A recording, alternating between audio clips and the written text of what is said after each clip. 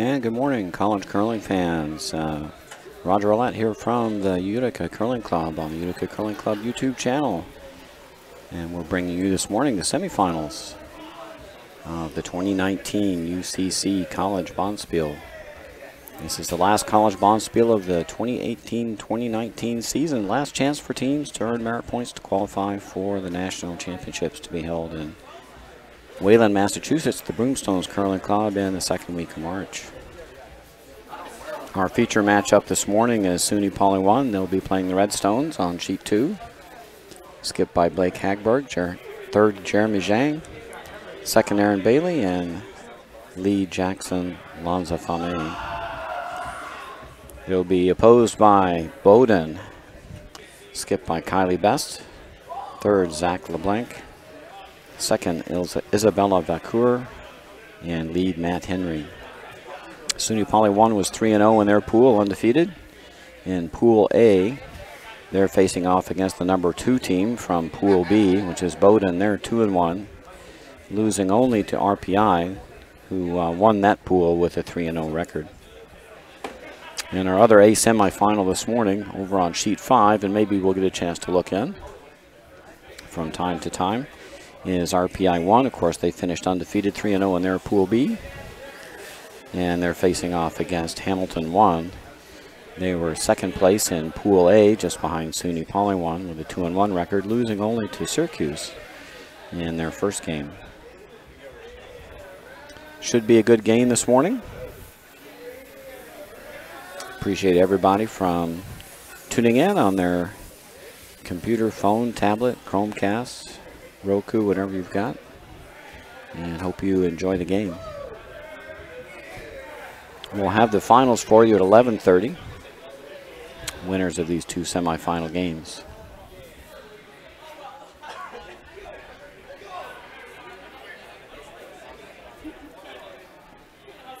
There's actually 3 playoff rounds going on this morning.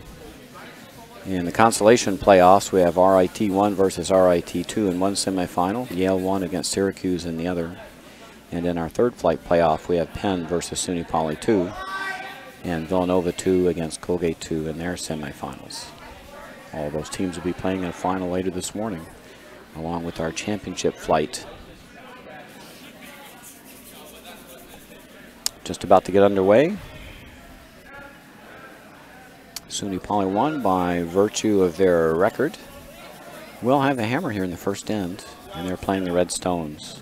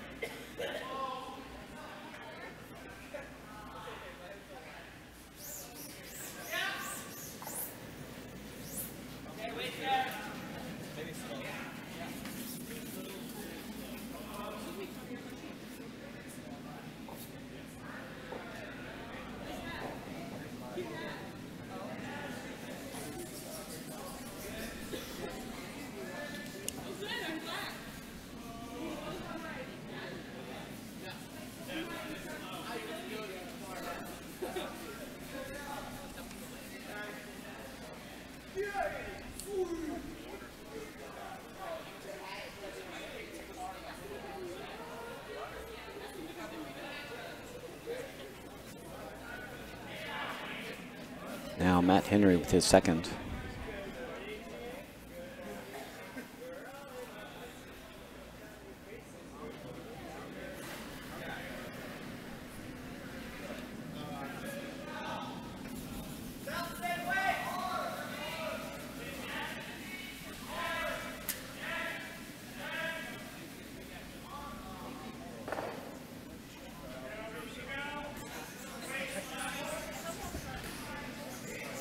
And it looks like there might have been a lineup change this morning for Bowdoin. It looks like Zach LeBlanc is taking on the role of skip. We'll see where he's throwing in the rotation.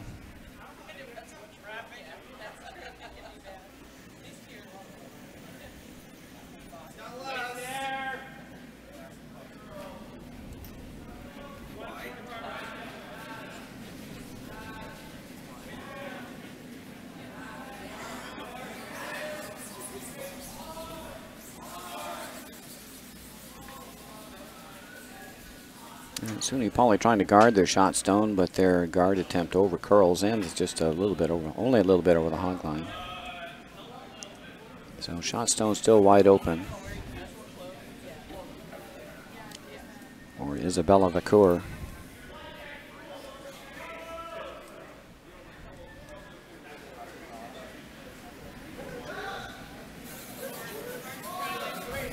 These are two relatively experienced college curling teams. And by that I mean they've been around for about 3 years, players on both teams.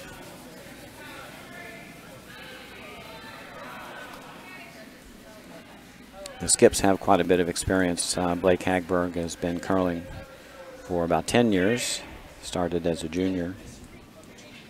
And Kylie Best for Bowdoin has been curling for a few years as well.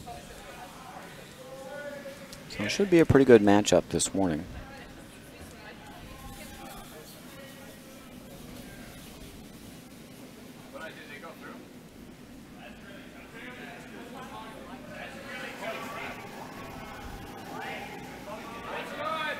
Aaron Bailey with his first. Ken looking to guard the shot stone in the wing. A little bit better line this time. Going a little bit on the heavy side, maybe. It's actually going to go in behind shot stone. It's going to hang on to the rings to sit 2.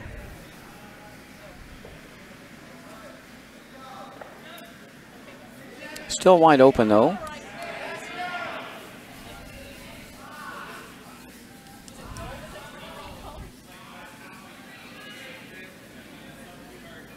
Zach LeBlanc's going to take a little more ice for this takeout attempt.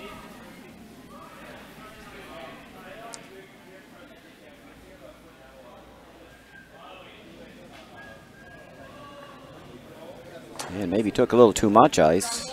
Shooter's going to roll out. Does get rid of 1 stone, however.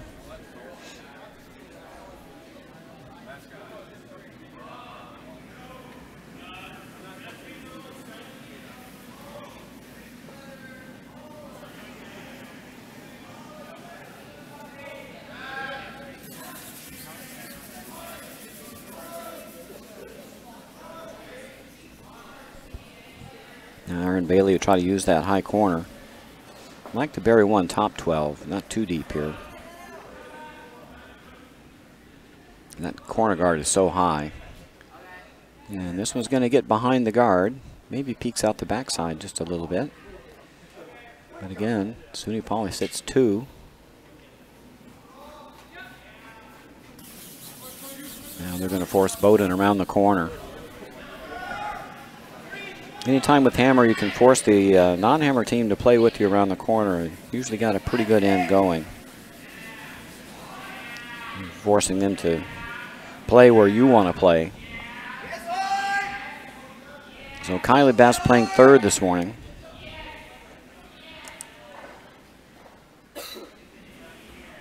With her first. And that's going to sail through. We're playing on a fresh scrape this morning, so it could be a little quick. Last night, late, the ice warmed up quite a bit and it slowed down, and we developed an amazing amount of curl. It was difficult to handle. We're back to a little better ice conditions this morning. Nice surface temperature around 24. Should be ideal for play. With that miss, SUNY Poly is going to try to split the house and sit 3 spread. There's Jeremy Zhang with his first, and he's a little heavy as well. And it's going to just slide out the back door.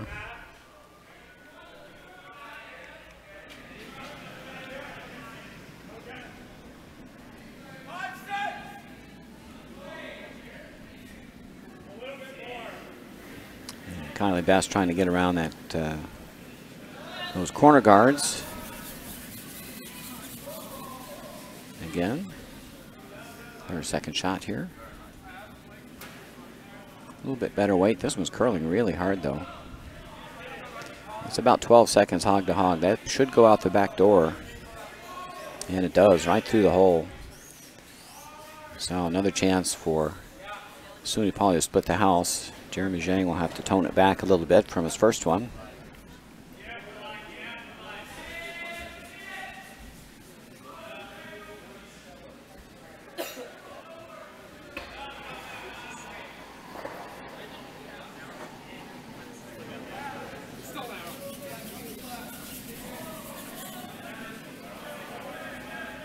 And the sweepers now put the brush on it. Must like it. About 14 seconds hog to hog, so it's really quick. And this one is going to hang on to the back of the rings. And I just got 24.5 seconds on that draw first end, so it is really fast out there, folks.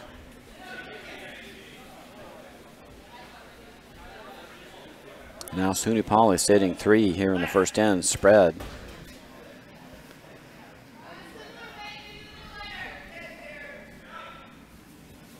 And Bowden's going to have to come up with a good one here to prevent from dropping a big end.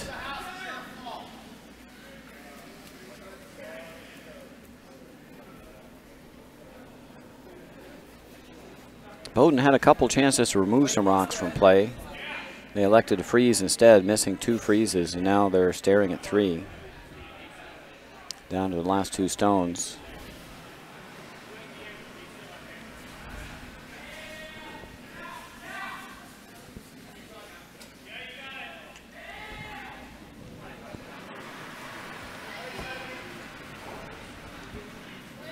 Zach LeBlanc with his first. Needs to make a good one here before this end gets away from them.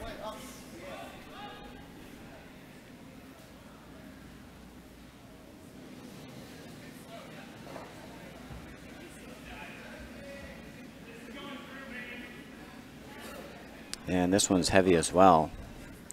Not even going to make contact. And now a chance for SUNY Poly to stuff another one in somewhere.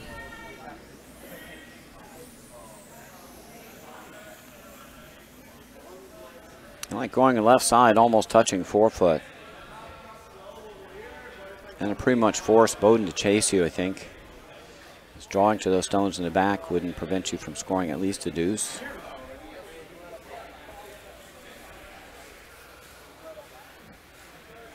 I think if SUNY Poly goes out somewhere around there, could be really tough for Bowden to wriggle off the hook this end. Nothing wrong with going wider though, and I think that's where Blake is headed. Blake Hagberg's first shot. First end. Don't want to leave this short. That would give Bowden a chance to draw around. Just want to stuff this in the rings. And that's just going to hang on to the edge of the rings. And SUNY Poly now sitting 4, spread wide across the sheet. And no easy doubles for Bowden, and not any good place to hide.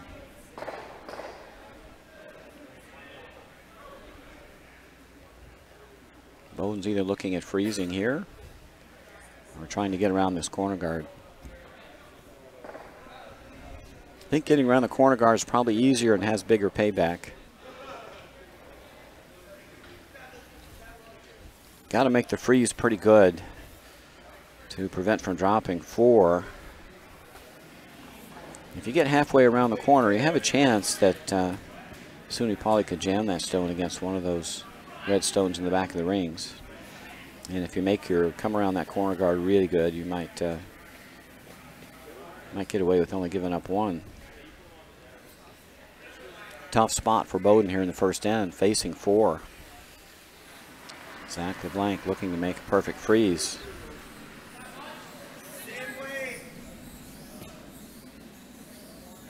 Even if he gets a perfect freeze out here, I think he'll only be sitting second rock.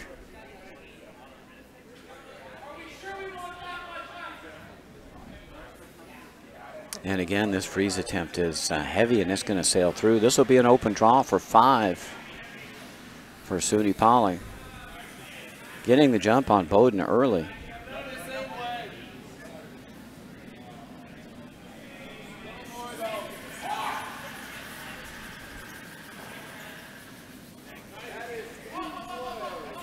Blake's going to play the shot he just threw. They know this path pretty well. They're going to take maybe another 6 inches, but they just threw this shot. They know what it does. No sense in getting into a completely fresh path and not knowing what's going on. Last shot, first in, SUNY Poly, Blake Hagberg. Looking to draw for 5. Sweepers haven't touched it. Coming down. And it's looking pretty good. And if anything, it's probably going to rub on their own. So I think that's a nice draw. Count them up. 1, 2, 3, 4, 5. Big score in the first end for SUNY Poly.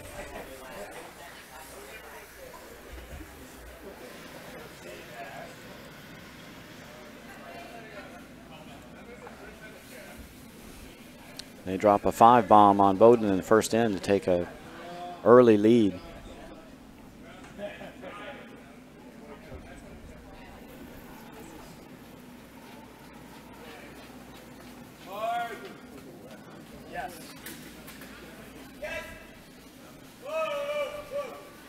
First end is probably, or second end, too early to go in your shell.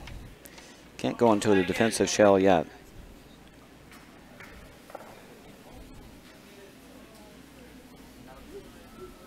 Even with a 5-point lead. Got 7 ends to go.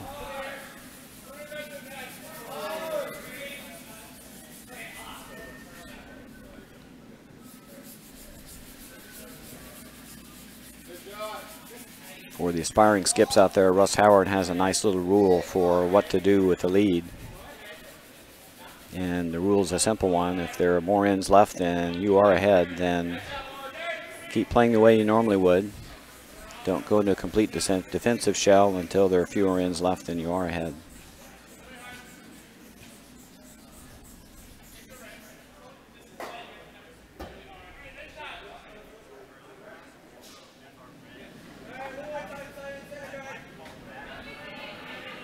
Well, certainly with a 5-point lead, SUNY Poly doesn't have to be aggressive here. They'll be sure to hit almost anything they can see at this point.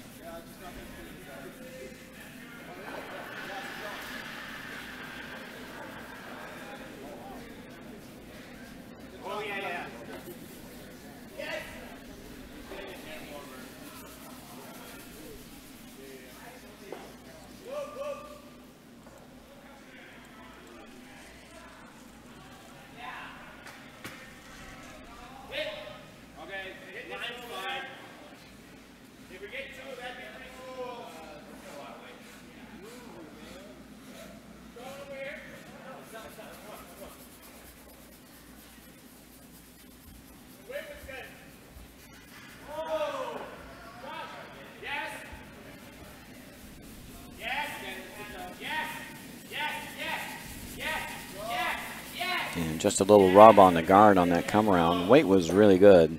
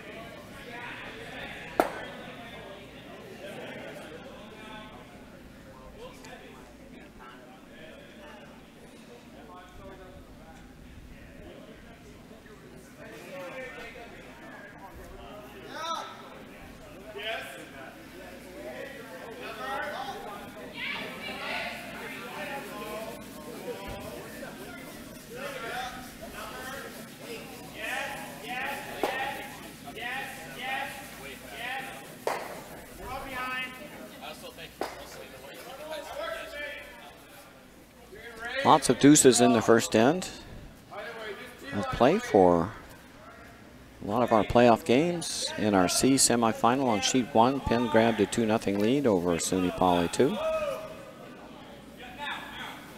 On sheet 4, Villanova 2 grabbed a deuce against Colgate 2. They lead 2-0. Over on sheet 5, RPI 1 in our other A semifinal, they grabbed a 2-0 lead over Hamilton 1. They lead 2-0. And on sheet 6 in our B semifinal game, Syracuse leads Yale 1-0 after 1. Don't know the score on sheet 3. That's our other B semifinal. They haven't hung their score. They are playing the second end, however.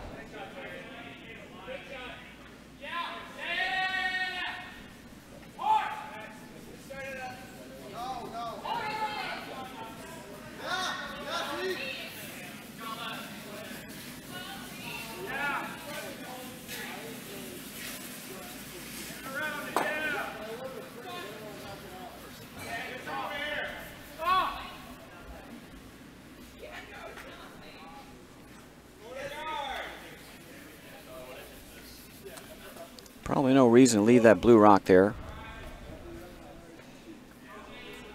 Blake gave that a little bit of thought. I think correctly decided to remove that from play so it can't be used. Right on the nose would be fine. And Jeremy Zhang to take out attempt.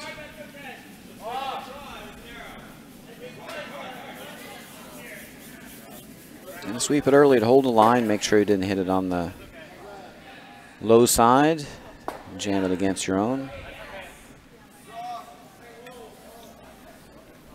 Now Bowdoin down 5 really has got to be aggressive and go around.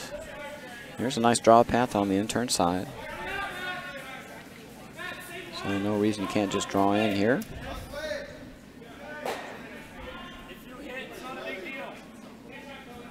Kylie Best.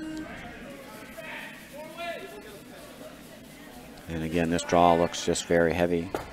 It's going to rub. And the question is it going to jam in the back? No, it's going to spin to a stop. Wide open, though. And that's got to go.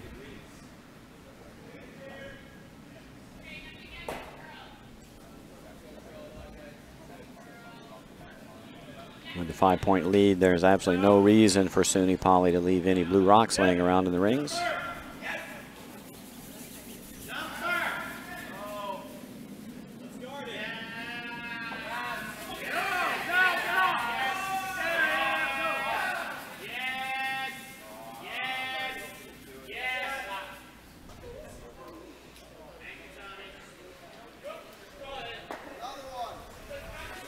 Jeremy might have been a little wide, but I think they just found the straight spot there. It doesn't really curl up very much on that wing. We messed up. Me and totally.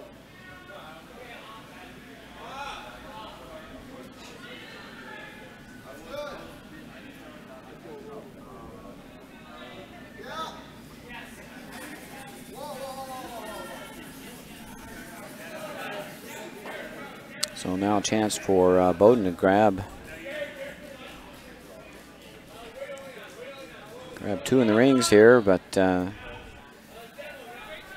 draw is going to go back. It's going to hang on for shot rock. And I think they still got to remove a blue rock somewhere.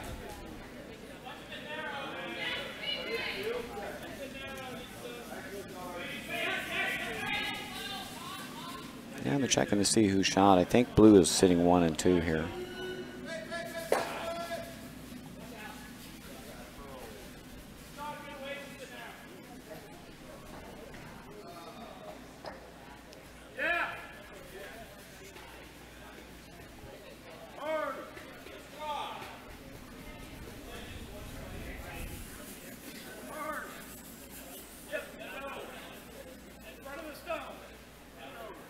So Bowdoin's got a potential deuce brewing.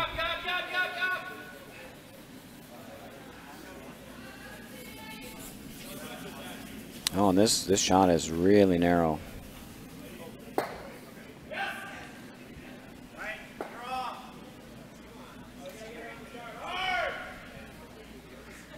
Now Bowdoin still sitting 2.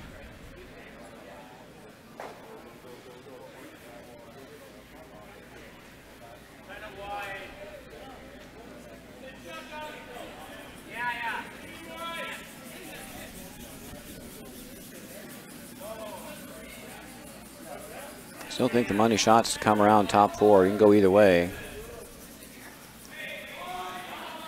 No sense in guarding those rocks behind tee line. I think you just put a rock in a better position. I don't mind this outturn draw. You kind of get Christmas treed here on the 4-foot, then they won't be able to draw to your back one.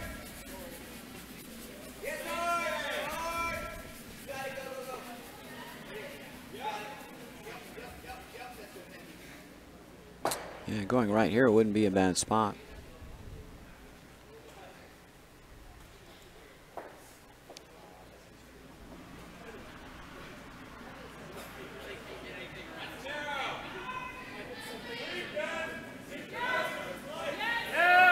Zach LeBlanc with his first here in the second end.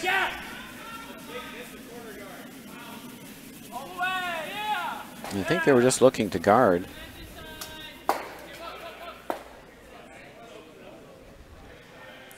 Not a very aggressive call. And it really doesn't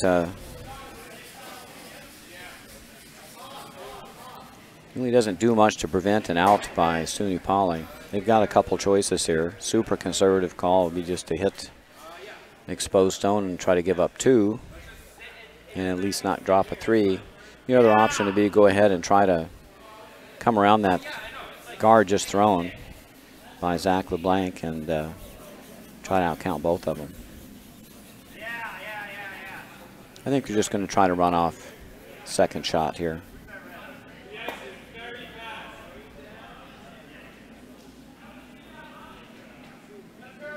Couple misses this end kind of put him in the tank. Jeremy Zhang missing his takeout, and then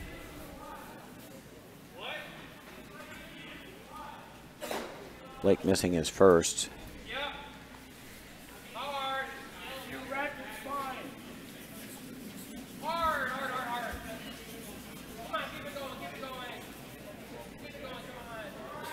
And they're going to get a piece. Hit that a little thicker, they might have rolled on to shot stone or at least nestled up to it, but now it's just be an open draw for 2 for Bowdoin. They got their choice of turns. And like the end turn, that seems easier, it's not too wide. Should be a path they know. They just threw the stone that's in the back 8 from that direction. Seems to be the obvious way to go. And Bowdoin can get themselves back within reach with a deuce here. A lot of time to go. So grab your deuces with hammer, try to force without, and with 7 ends to play, you can catch yourself up.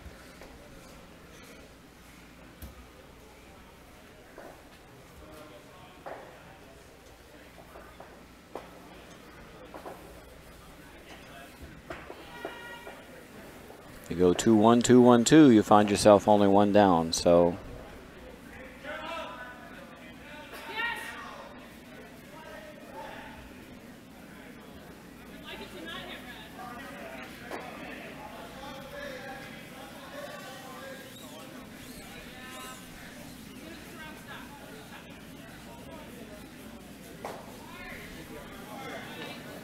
and a very nice draw by Zach LeBlanc, and that's a deuce for Bowdoin.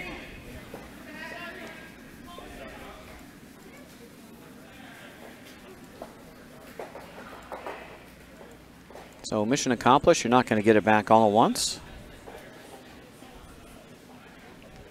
They grabbed a 2 and they trail 5-2 after 2. SUNY Poly with the Red Rocks will have the hammer in the 3rd end.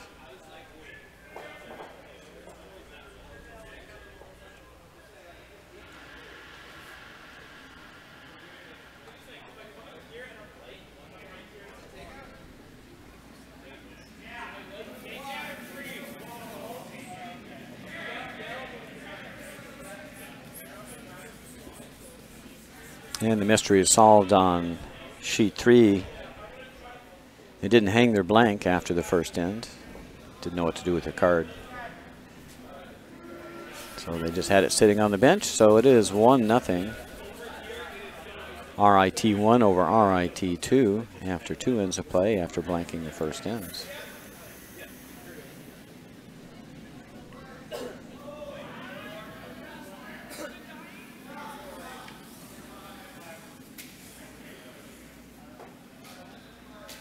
And that RIT on RIT matchup is one of our B semifinals in the consolation playoff bracket.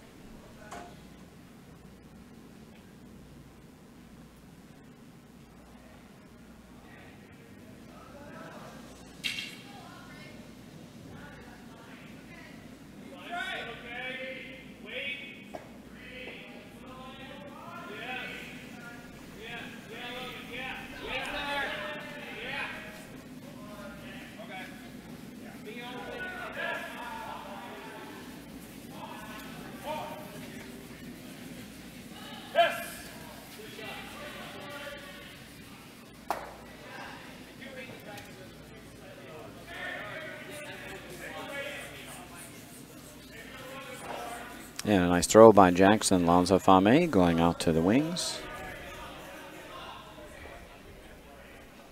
A little surprise, Bowdoin is chasing this rock. They're down 3. They need to press the action. I think SUNY Poly would be very happy to trade stones with Bowdoin and take 1 and burn up another end.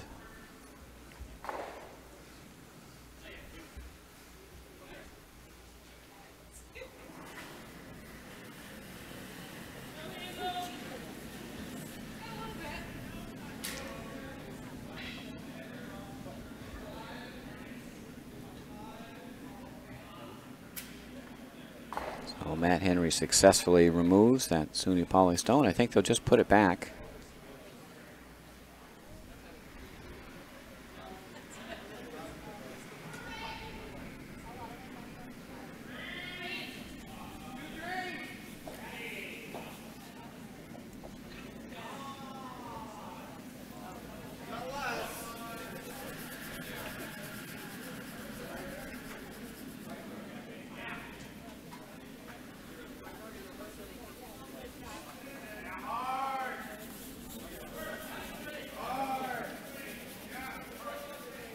You really don't want to leave any stones short here. That one's going to come up just short of the rings. And not really far off the center line, so it's kind of choking off the outturn draw. And the blue corner is a little bit in the way for the in-turn draw. So the draw paths to the center of the sheet are a little constricted now.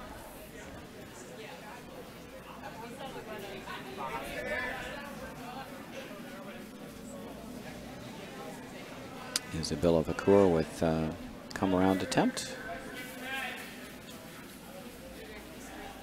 And she's going to get around that guard left by Jackson Lanza-Fame.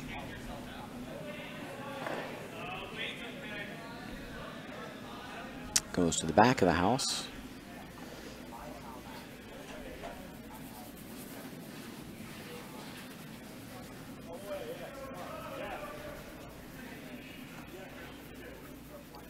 SUNY Poly can use that for backing. Yeah. What is this call? Sorry. All right.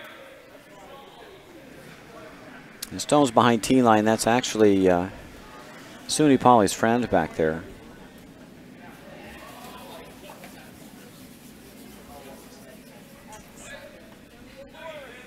Coming around the wide side here, so it could be a little sticky. And there's quite a bit of curl out there as well. It's just going to come up a little light. And,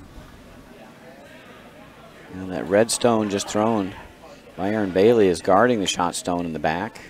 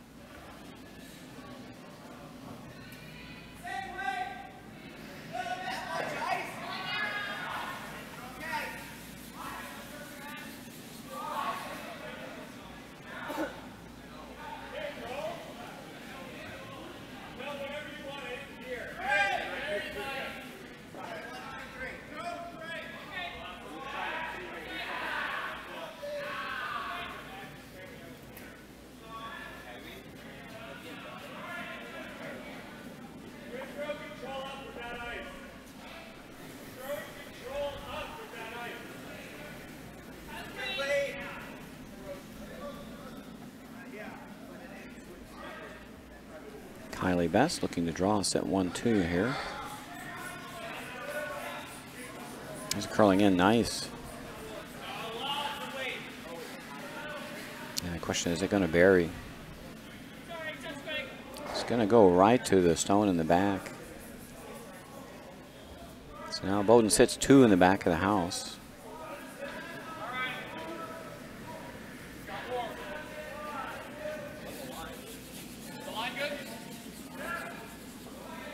Now Jeremy Zhang asked to follow that stone down. Freeze.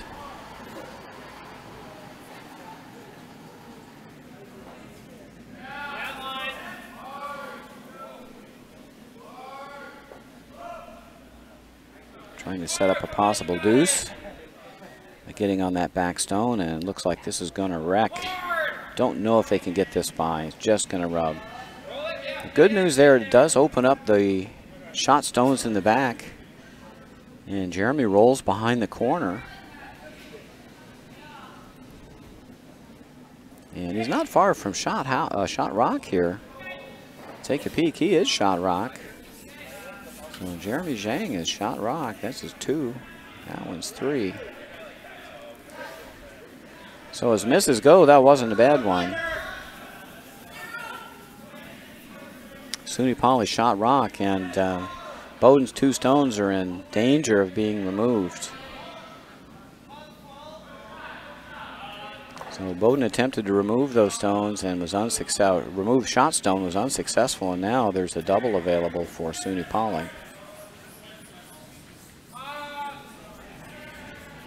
I think they'll have to come inside out at this because it's just a little tight outside in. They'll have to come this way.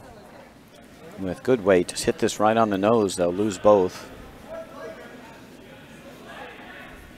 Even if your nose hit it, Suni Poly, and don't get rid of both blue stones, Suni Poly will be sitting 2. So we need to bring good weight here. And certainly Jeremy Zhang has thrown pretty solid weight here. And this is going to be a fine shot. It's going to double those stones off. Is he going to stick around? Just over curled. Good rock nevertheless. Now Suni Poly sitting 2. You'd love to keep that shooter on the rings, but there's just so much curl inside out, even with the amount of ice that Blake took for Jeremy. It just over curled, and Jeremy brought pretty good weight on that shot.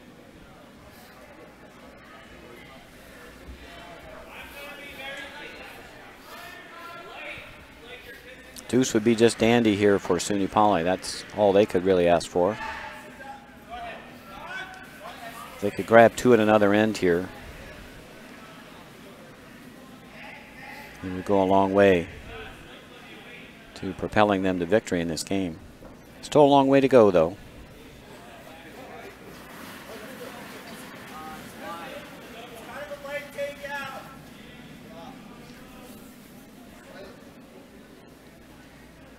First shot by Skip. Zach LeBlanc is trying to make a lightweight takeout here. Successfully done.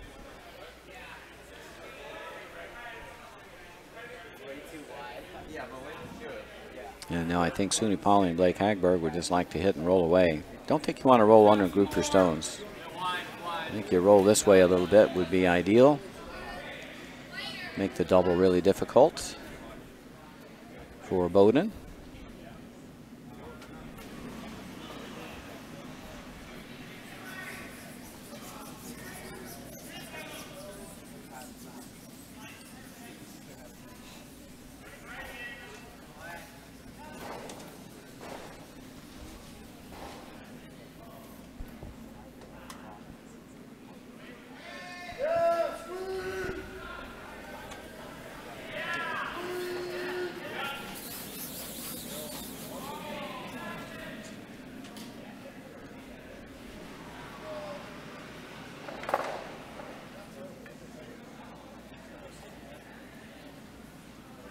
I'm not sure Blake's going to like that one. Rex on his own.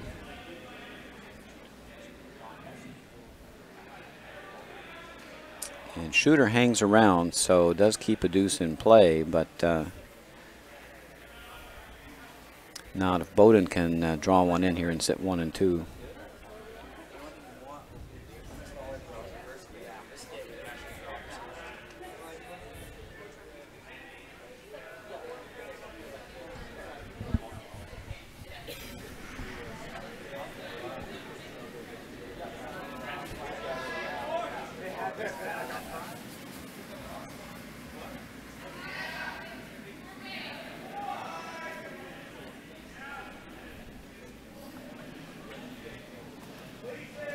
Now, instead of looking for a deuce, SUNY Poly would be scrambling to get their 1. If Zach can stuff another stone in and set 1 and 2, they'll get the force, which is what they're looking for. Bowdoin needs to play the 2-1, 2-1 game. They've got to take 2 with hammer and give up 1 without. If they do that the rest of the way, they'll win the game.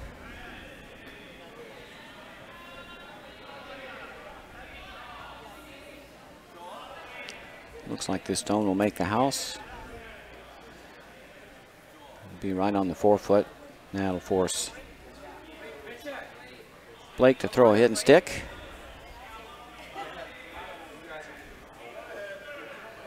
There's a possible double. I don't think you want to call it at this point. I think you're really happy to take your single.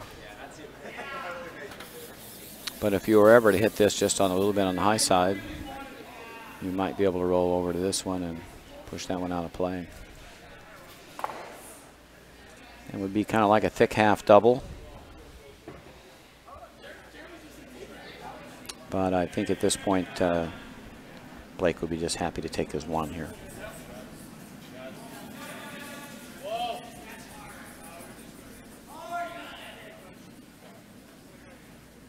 And this one's not curling up. And it's just going to noodle the shot stone and push it over, and that'll be a steal of 2.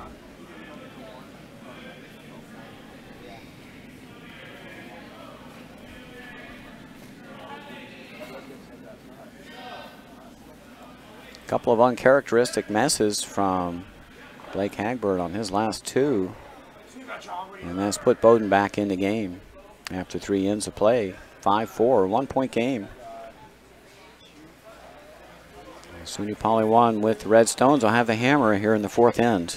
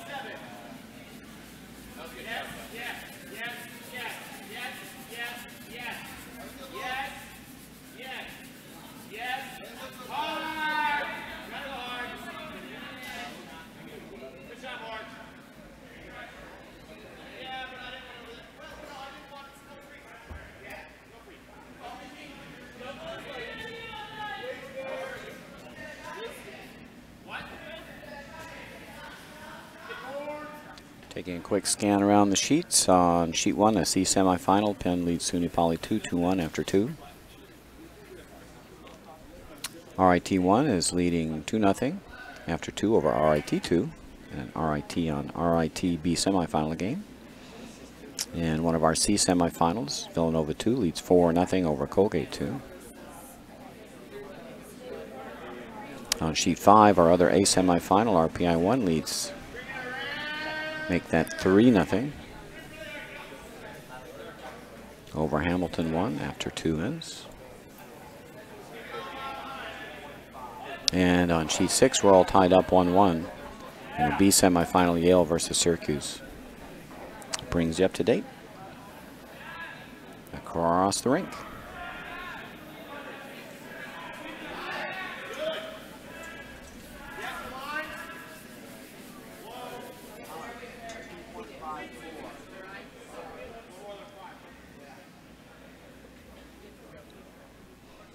SUNY Poly needs to get back on track this end.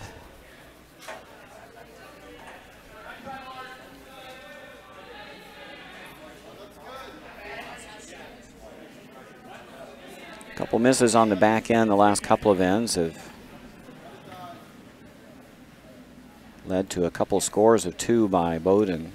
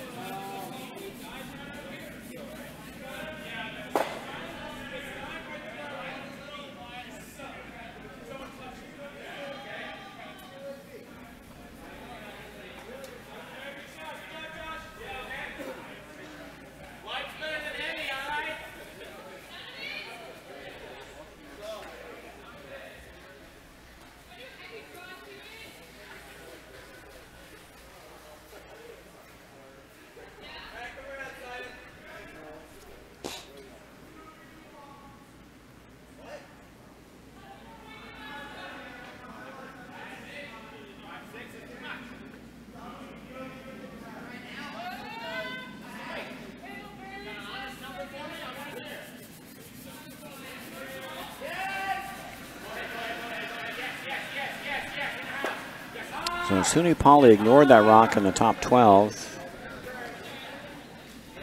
That Bowdoin rock in the top 12 early in the end. And it's gotten themselves in a little bit of trouble.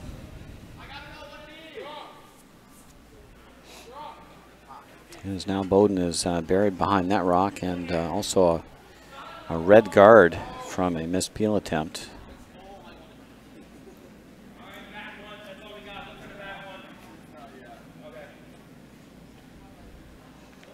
And that peel attempt was wide. They're going to grab the back stone, but that doesn't really help.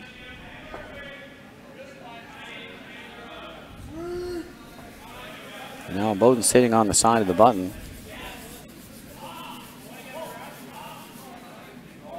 Got a couple guards in play. If they just drop one around the out-turn side, top 8, that'll be really hard to get at.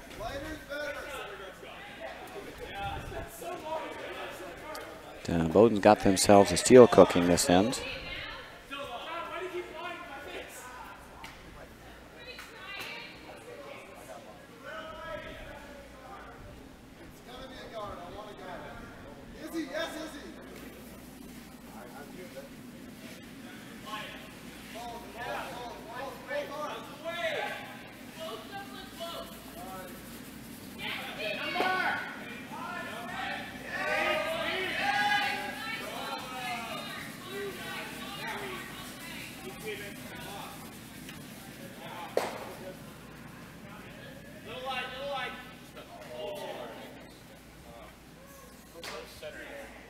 I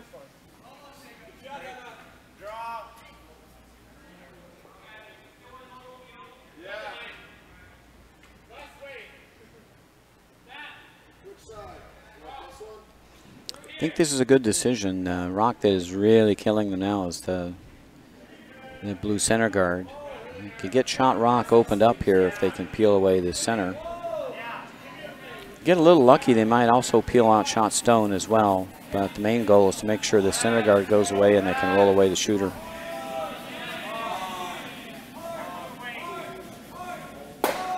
And they just nosed it, and that was the worst possible outcome.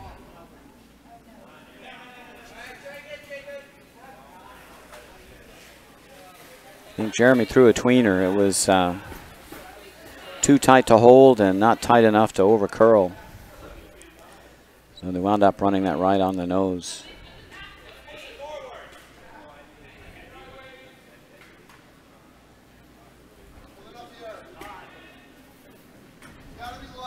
Now SUNY Bali in quite a bit of trouble. Bowdoin's not being very aggressive here. I mean, the aggressive call, pretty low risk, is just to come around top four buried, even half buried behind that red center guard. If you come up short, you'll take it.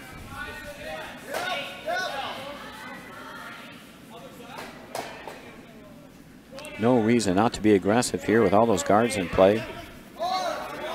Bowdoin is controlling the action.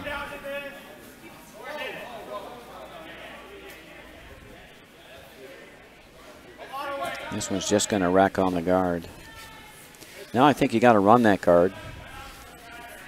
Almost on the nose to get shot rock.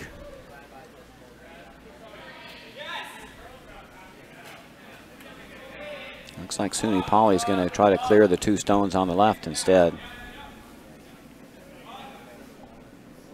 Very tempting to run this red though. If you run it in this direction, probably good things will happen. SUNY Poly is going to try to run the stones off the left side. That'll open up a tap path to get rid of shot stone. Sweeper's on this right away. Now they got him off.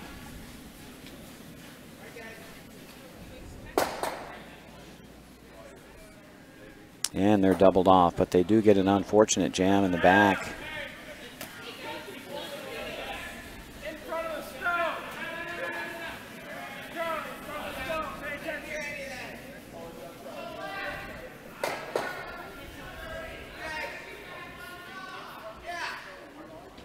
Looks like SUNY Poly is second stone in the back.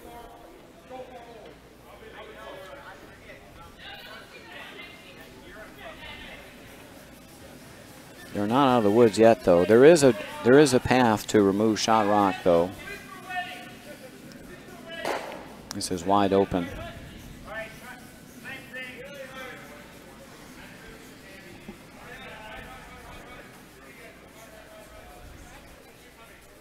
Might get a jam in the back, but at least SUNY Poly would get shot rock and open up the rings a little bit. A lot of junk up front, though, to be an end where you have hammer. And a lot of that litter is SUNY Poly's own stones. A few wayward peels. They left a lot of litter in front of the house.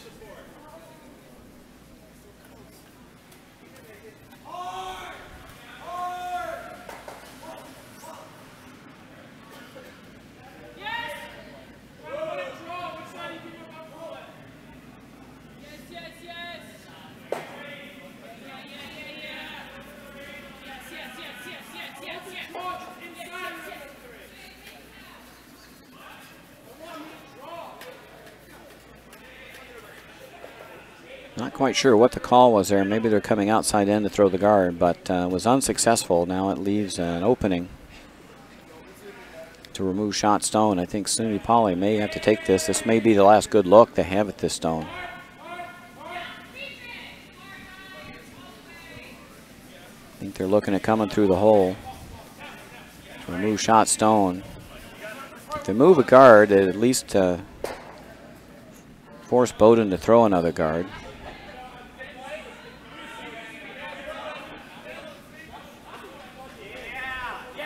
Got to come through this hole.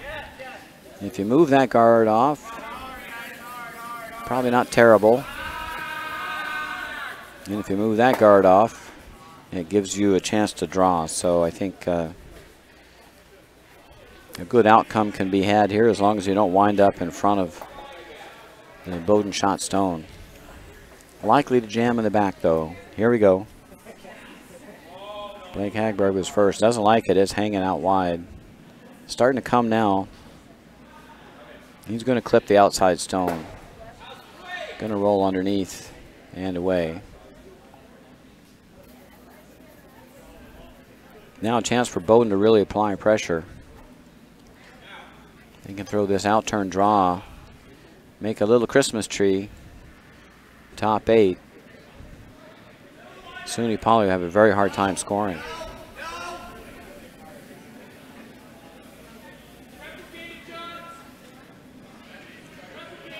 Ideal spot for this stone would be about right here. Make a little Christmas tree. There's one side, there's the other side. Snowflakes.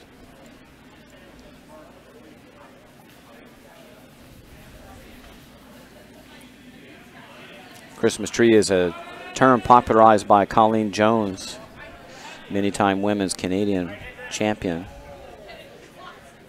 And it just describes half burying a string of stones behind one another so that no two of them can be removed. So if you got them all half overlapped, then you can only kill one stone, and it's hard to keep your shooter.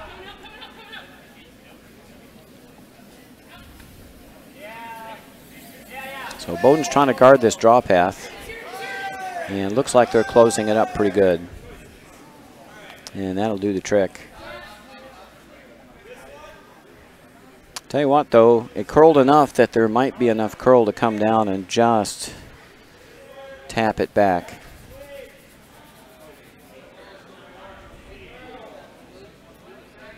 Not sure that'll be enough ice, but if you just threw back 4, back 8 weight, you should be able to get around this stone thrown by Bowdoin and just tap it back a little bit. So there should be enough curl to come by here and just move that to the back 8.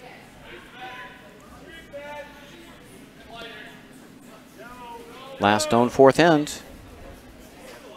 Blake Hagberg looking to throw a little tap back to get his single. And he's not liking it.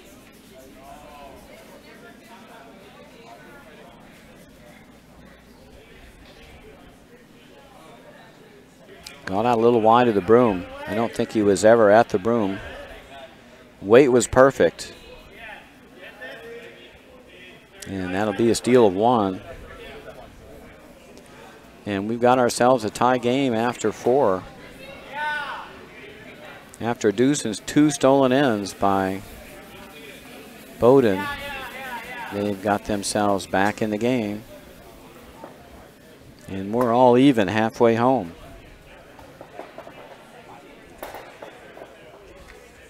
So it's the 4th end break, and that means it's time to thank our sponsors for the 2019 College Bonspiel. Dunkin' Donuts of Hamilton, New York, Hamilton Whole Foods, Price Chopper of Hamilton, New York, and Hannaford Markets in Clinton, New York, and New Hartford, New York. These generous sponsors have helped make this event possible, and we appreciate their support of college curling.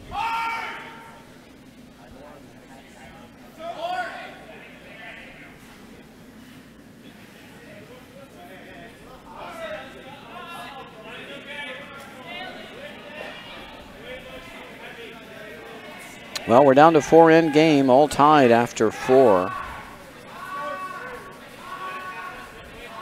Let's see which team can get on track for the second half of this game.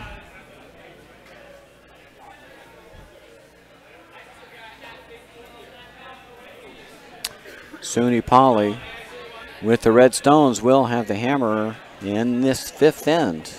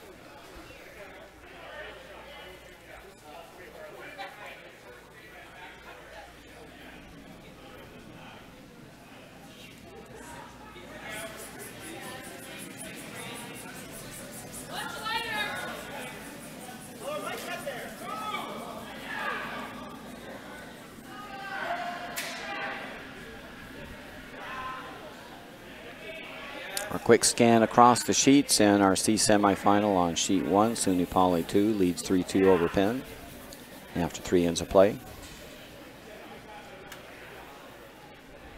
On sheet 3, RIT 1 versus RIT 2. RIT 1 leads 2-0 after 3.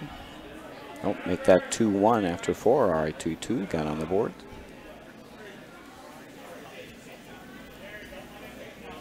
On sheet 4, Villanova 2 has a commanding 6-0 lead over Colgate 2 after 3 ends of play. That's in our C semifinal. In our other A semifinal, RPI 1 leads 5-0 over Hamilton 1. That's after 3. And in our other B semifinal on sheet 6, Syracuse leads Yale 1 4-1 after 3 ends.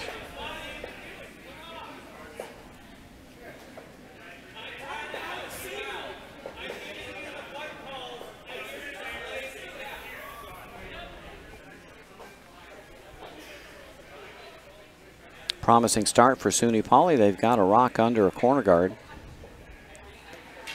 And no center guard in play for Bowdoin.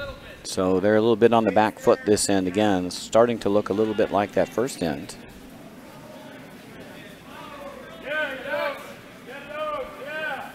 Bowdoin really needs to get a center guard up here, or they got to clear off the corner at their first opportunity. They're trying to go around the other corner, but I think that just helps SUNY Poly. Might have got shot rock with that little raise.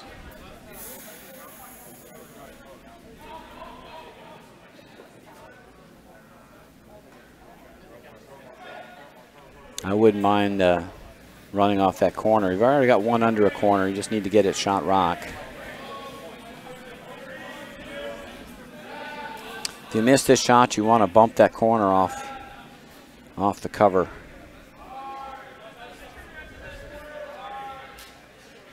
And I don't think they're going to like that result. That's just going to squirt another one on. They did push Shot Stone out into the open, though. Well, that helps a little.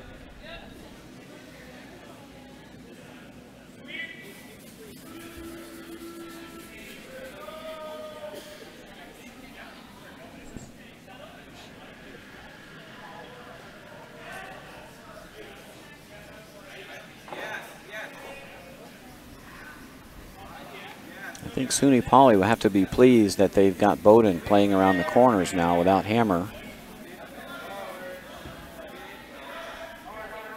Anytime you can force the opposition to play where you want them to play, you're probably in a strategically good spot. And that's a new path, and that's going to dig in late.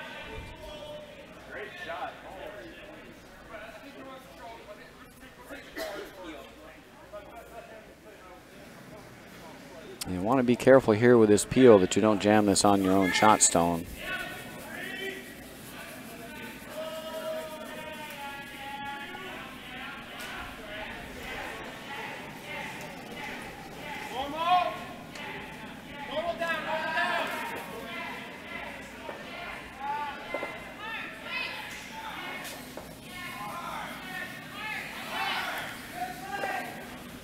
And just not what you wanted there.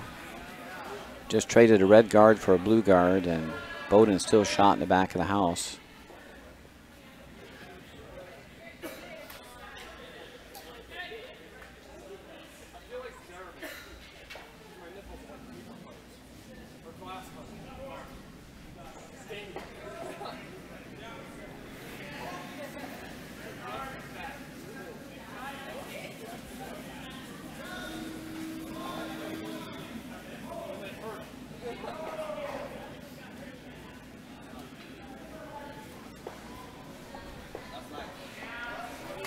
Now Kylie Best, and this one's going to cruise pretty deep, I think. And it's going to make a little pocket in the back of the house.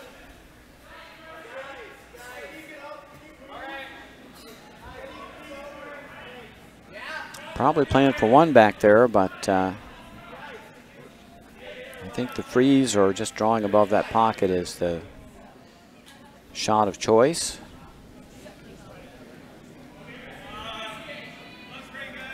Just want to come some down in this area where the stone will be difficult to remove. Doesn't have to be frozen, but it should be above those two stones in the back of the house.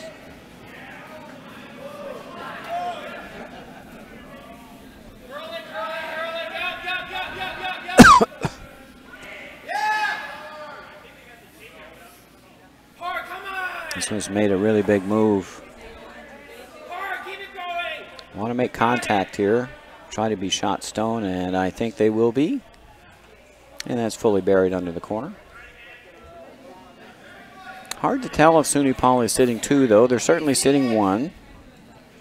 Let's take our close-up view. I think they're sitting only 1. I think this is 1, and that's number 2. But number 2 is fully open. So second rock is in danger of being eliminated. That would bring 3 into play. So Bowdoin's going to have to follow that SUNY Poly shot down. And the sweepers haven't even made an effort to put a brush to this one.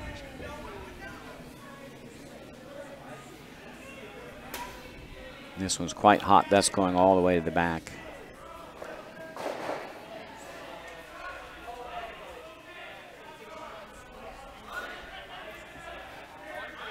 I think to keep the maximum pressure on, you wouldn't be wrong to take that stone off. You could draw around the corner again. This would be certainly a good option. Trouble is, I'm not sure that SUNY Poly shot rock here. And they may not be. This may be, the blue stone may be shot rock.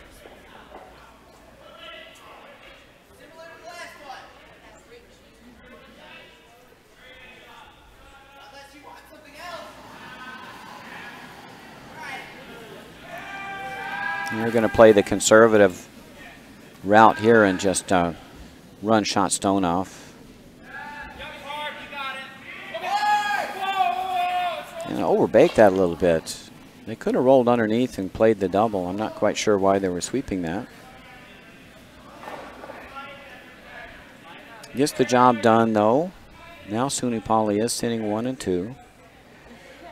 This will force Bowdoin in to come around freeze.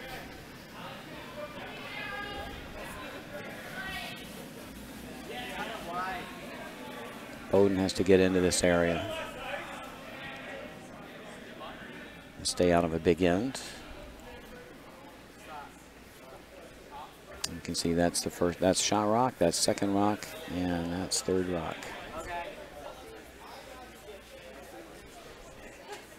Yeah, I thought SUNY Poly would sweep that last stone so that they could, there was a stone back here, so they could have made this double.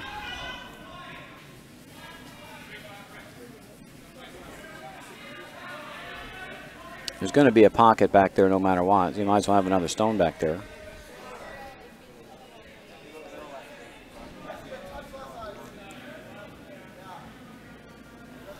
Crucial shot for Skip Zach LeBlanc.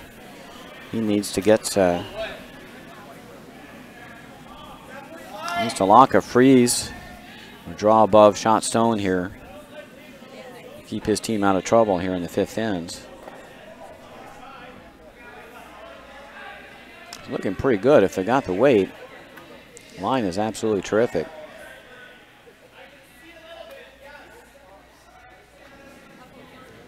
Yeah, that's a great shot. That shot stone. Now Blake Hagberg will have to follow that down if he wants to set up his deuce.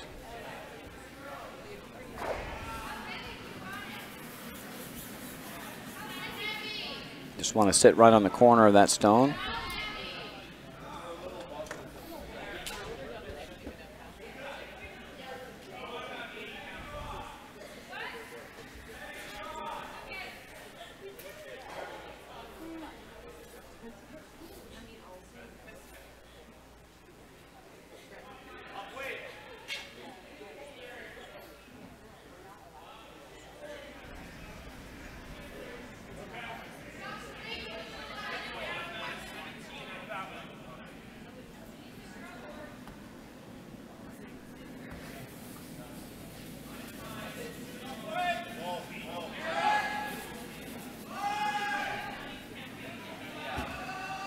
This looks like a ton of weight.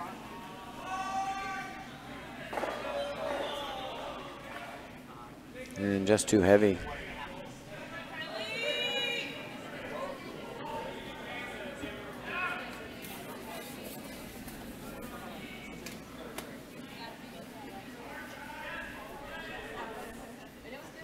Now you want to make Blake's last shot as difficult as possible. He's going to have some options.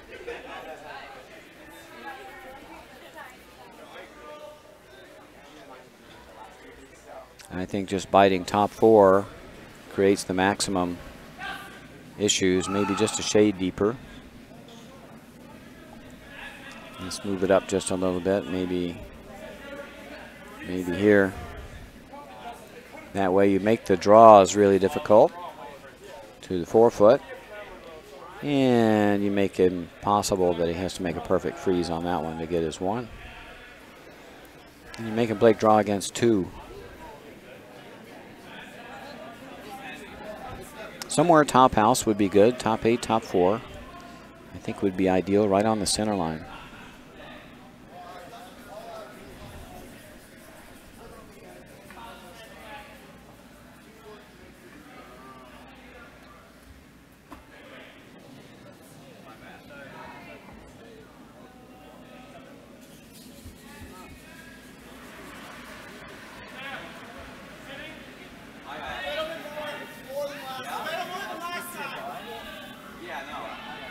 Last rock for Bowden in this end.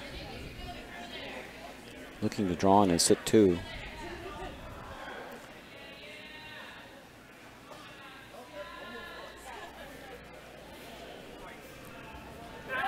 This rock is over curling. And it's going to be a little short of the mark. So now a chance for Blake to get his single. He's got his choice of shots. Going to play the one they just played, just come right down to the Bowden shot stone. It's a line they know.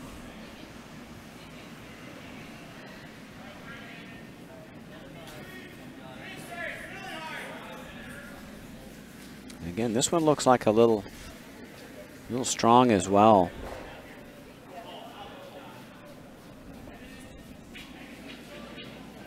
And that's just going to be too heavy. So 2 heavy draws by Blake Hagberg. Missed an opportunity and has given up another steal. Now they trail 6-5.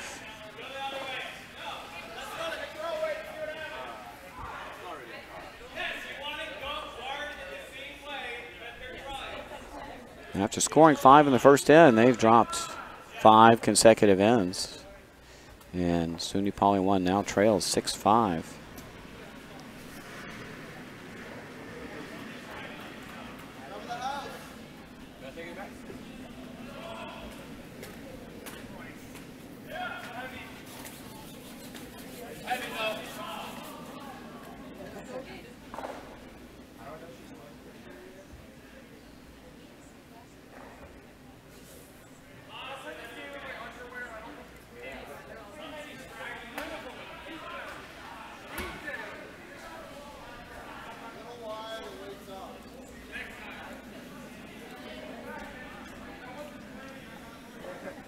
Taking a quick look around the sheets in our C semifinal on sheet 1, Penn and SUNY Poly 2 are tied up at 3-3 after 4.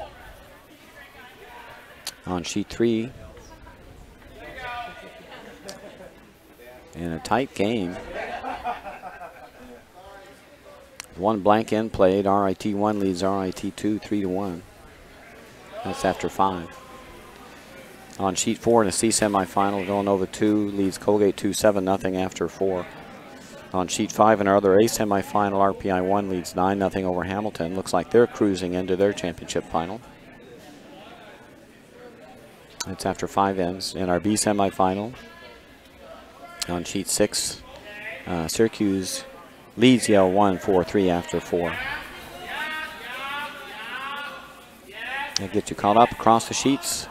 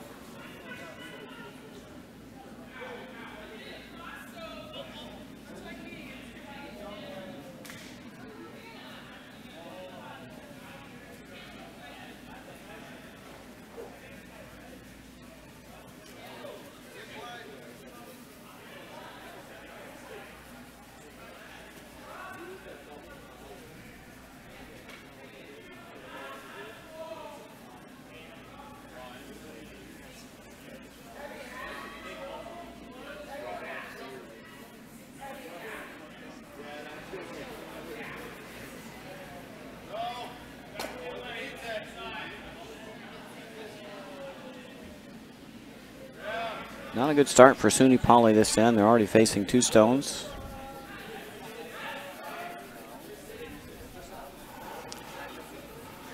Looking to freeze on the stone in the back 8. We'll get this on the rings, but not close to the rear stone to make it hard to hit. I'm very surprised that Bowden's not chasing that stone. It's on the rings.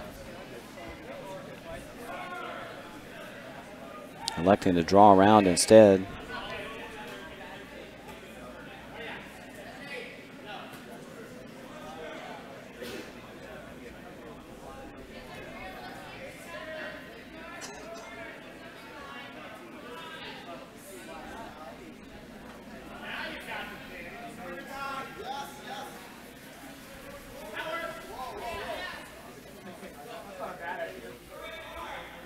You're going to get a little bump, and they'll sit a couple now. And that stone that was just raised has got to go. Might get a double here.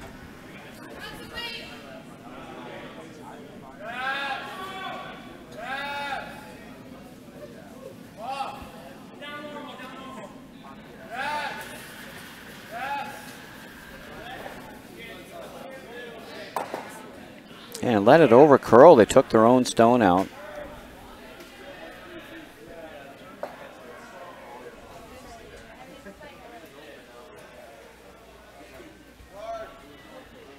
And they spun one of the Bowden stones onto the button.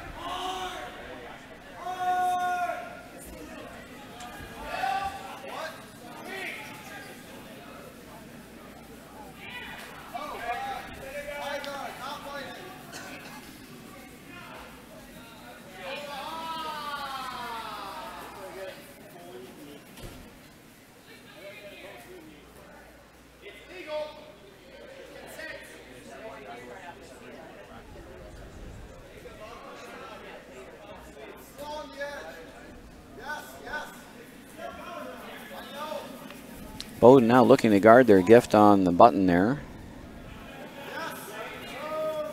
And this guard hasn't come up yet. It's trying. And just doesn't quite get there. So now there is a hole. And a chance for SUNY Poly to hit shot rock and roll under cover. They're going to peel the guard that was just thrown.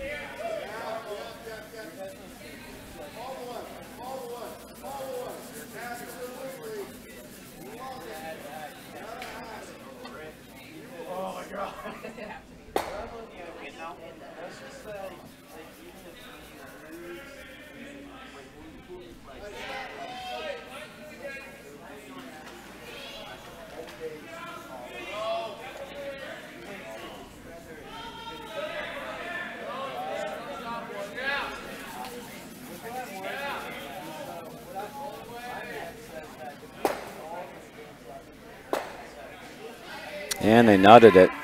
So again, another tweener.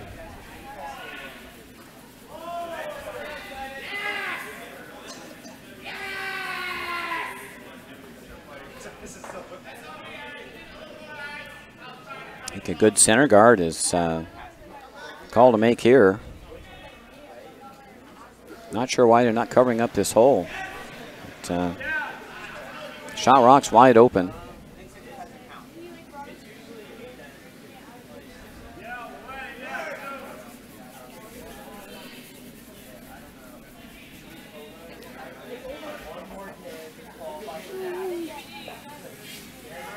Kylie Best being asked to come around the 2 guards on the left.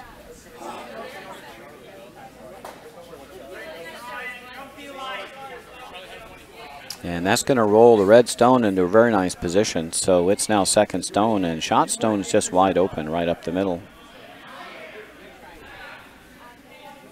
You can come at this either way.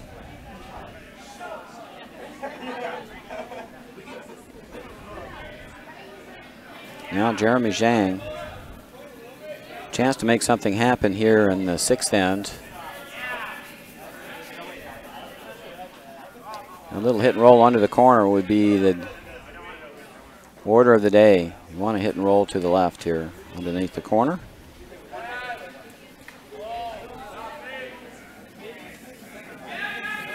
And they don't want to lose it here. Just got by. And it's going to roll. Let it over curl just a little bit. Things have improved for SUNY Poly, though. They're now shot rock and buried under the corner. A little tough to remove, too, because there's a jam in the back.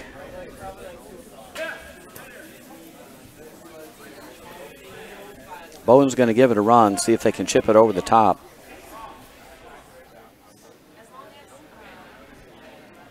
Kylie Best.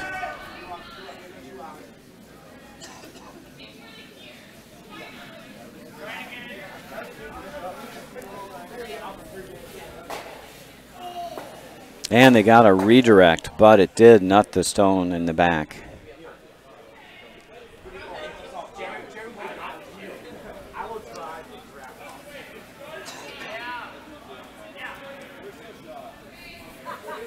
That's one of those apology shots where you say, I'm sorry, but that worked out very nicely for Bowden as they get the redirect.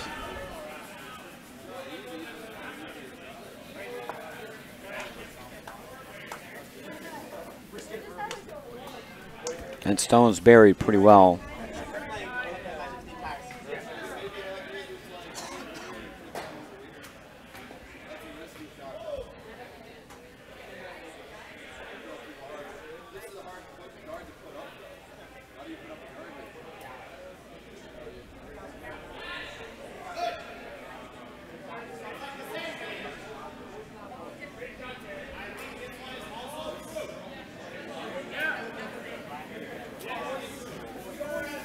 I don't even think you can get this out with hack weight. I don't think you can get enough to the nose. Your best bet might be to get rid of the corner guard.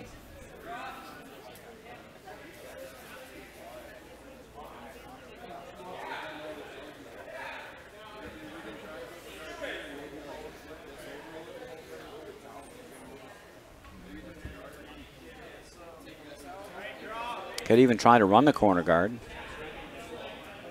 Try to run this guard. Run it straight back. If you miss it, you open things up.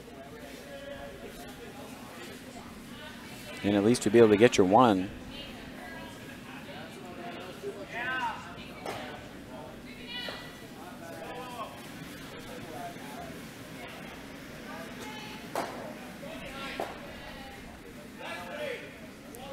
I think SUNY Poly is now looking about coming around the other corner, trying to get shot rock on that side.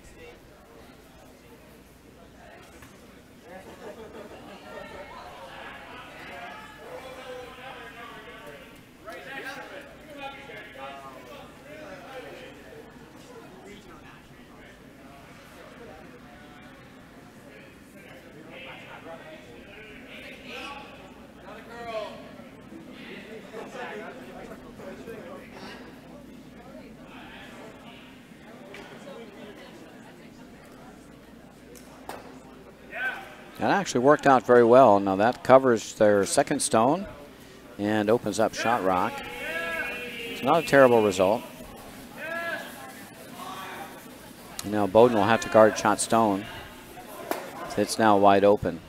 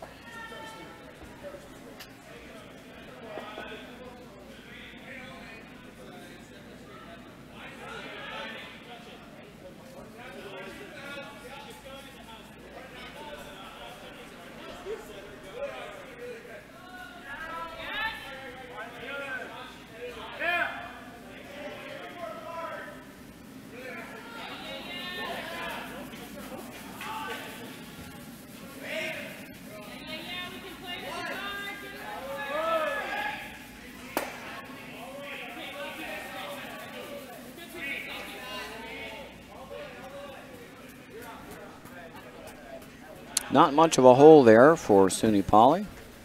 It's a shot stone.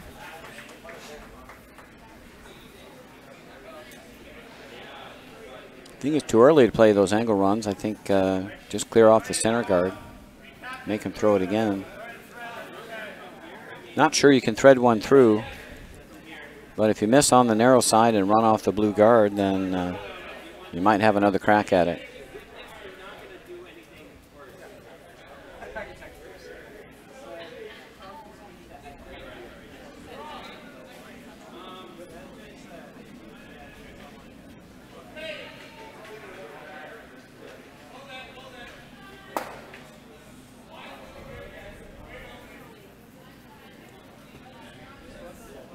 Trouble with the angle raise is the angle's not great. If you hit that angle raise,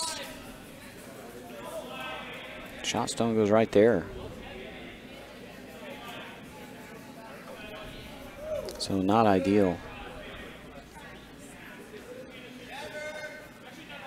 I think you try to come through this way, and you probably can't get through, but I think what you want to do is get rid of that center guard.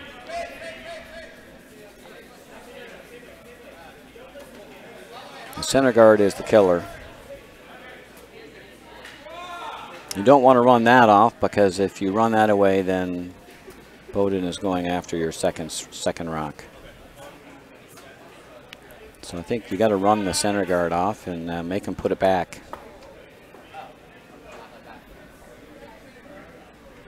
And give yourself a chance to score.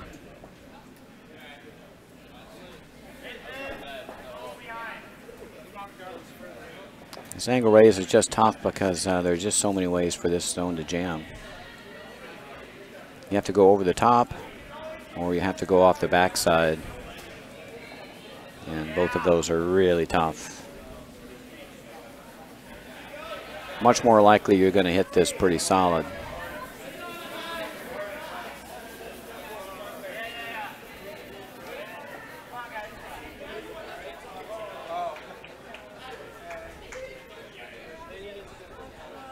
There's probably a rock and a quarter through the hole. I think if you come through the hole and run the blue guard off, you're in pretty good shape.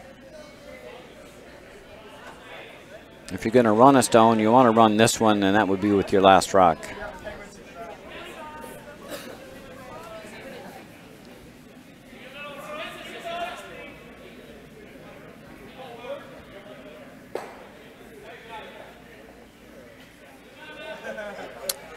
First rock of the sixth end for Blake Hagberg.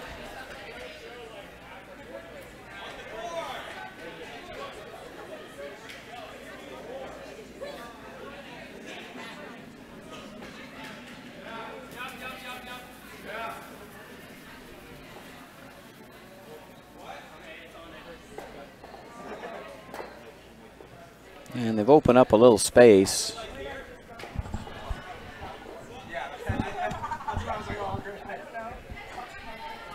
But Bowden will cover that up. Put anything in the hole there. And then all SUNY Poly will have is the angle raise.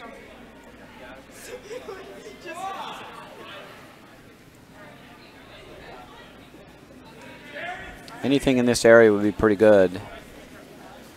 That would force SUNY Poly to play that shot for two. Not too difficult. It's only about a half rock.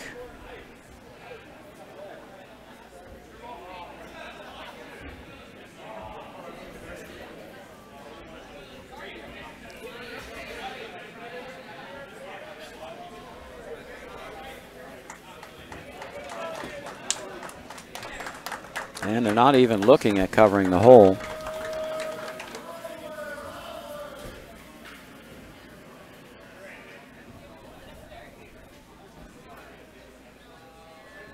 This is the dangerous shot you don't want to leave. That's just a hack or bumper down weight tap out for two.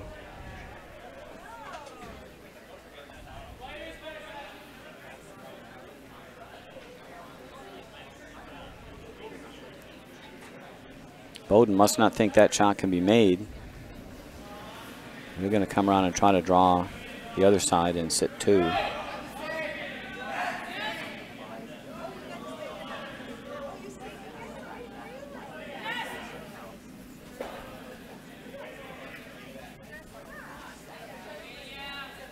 And this is going to come up light. And that's going to give Blake a chance to grab his deuce here. He's got to make a good shot. It is wide open. And this is the best look that Blake has had of shot rock all end.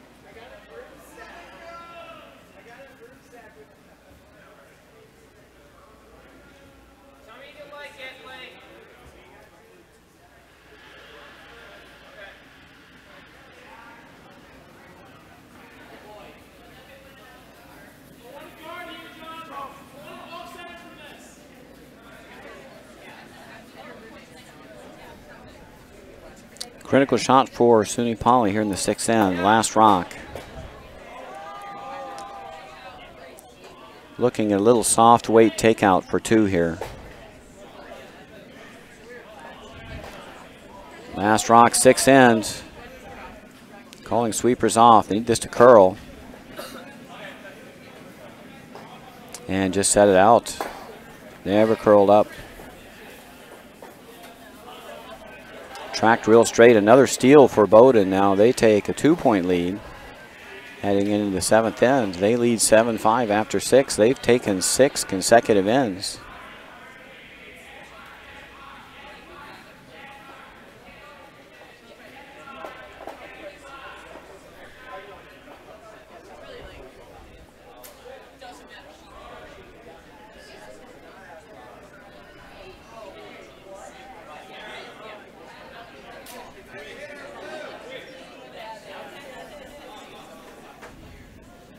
I beg your pardon. SUNY Poly got a 1 there. They must have been shot stone.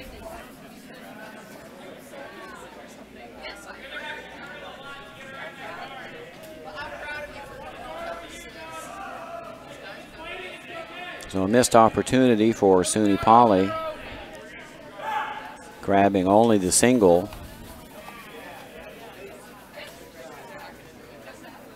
We're tied up going into 7. Bowdoin playing the Blue Rocks will have the hammer here in the seventh end. Suppose it's not all bad news for SUNY Poly. They will have the hammer in the eighth end if they can get a force here. Have a chance to grab a deuce and win the game. They need a good end here though. And not a good start with Jackson Lanzafame's guard attempt going all right. This gives a free shot for Matt Henry to set up Bowdoin with a corner guard.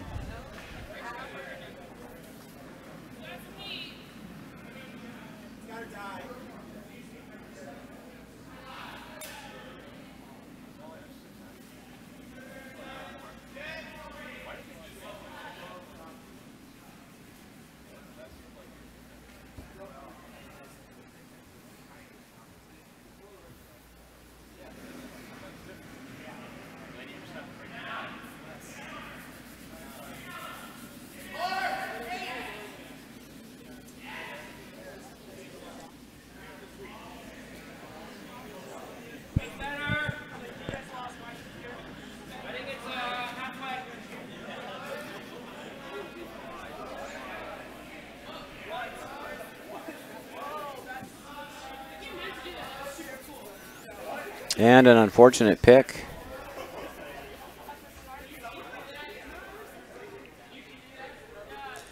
Not helping SUNY Poly.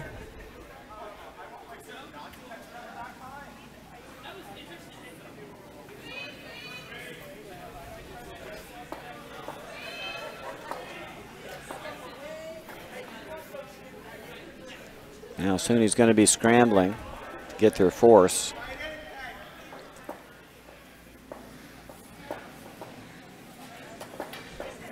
Bowdoin can guard or split the house here.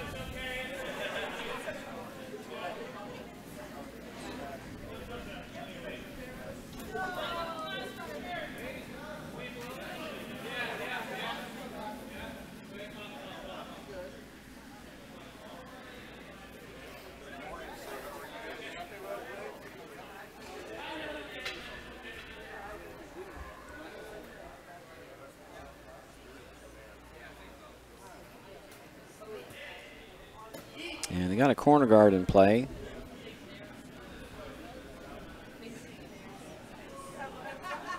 SUNY Poly can be patient here. They can throw a center guard. They need a center guard they can get around to try to get a force. They need to try to squeeze the scoring area down. They can hide a stone on the top 4. They can make it difficult for Bowdoin to get their deuce. Goal here is to hold them to 1 this end. And 3 missed stones in a row for SUNY Poly. Pick and 2 misses. And they've got no stones in play.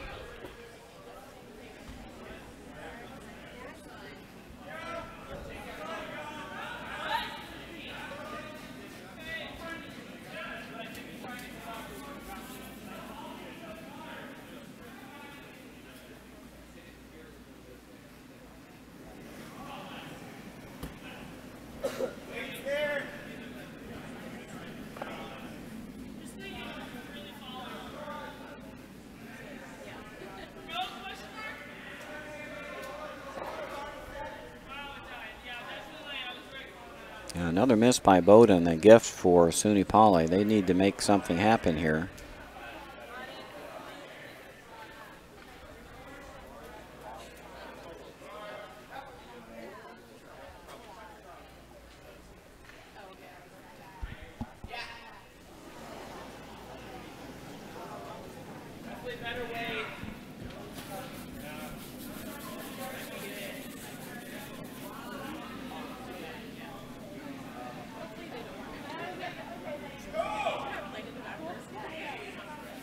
And this guard's going to trickle into the house and then some.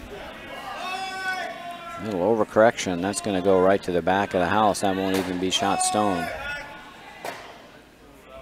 So 4 consecutive misses by SUNY Poly. They're digging themselves a hole here in the 7th end.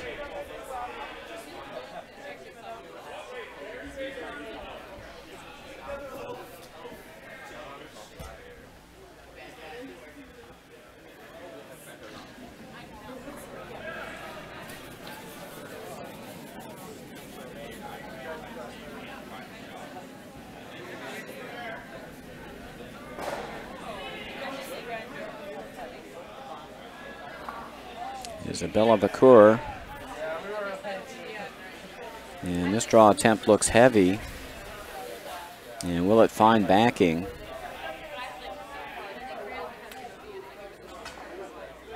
It will find backing, but and it hangs on. So now from bad to worse for SUNY Poly.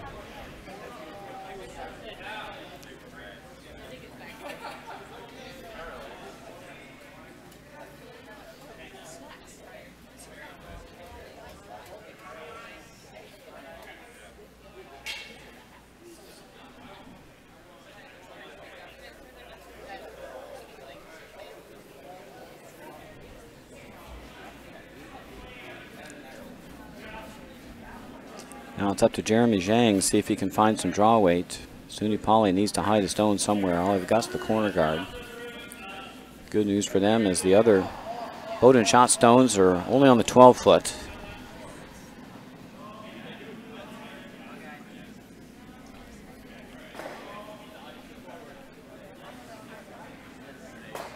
Again, another hot draw.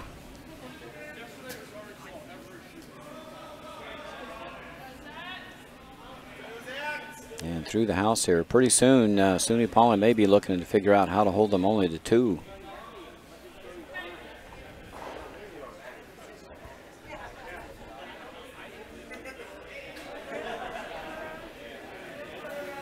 No stones in play for SUNY Poly. They've missed a bunch of shots this end.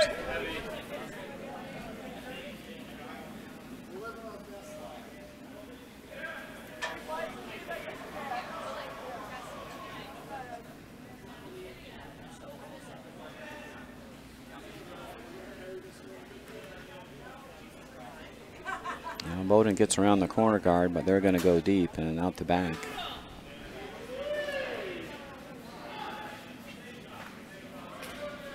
Another chance to bury a rock around the corner.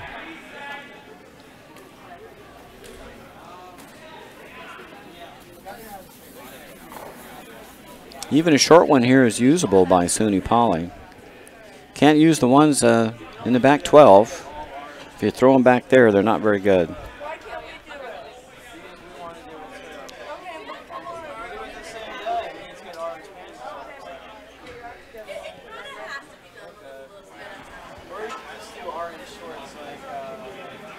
Jeremy Zhang with a second attempt to get around the corner guard and hide a stone.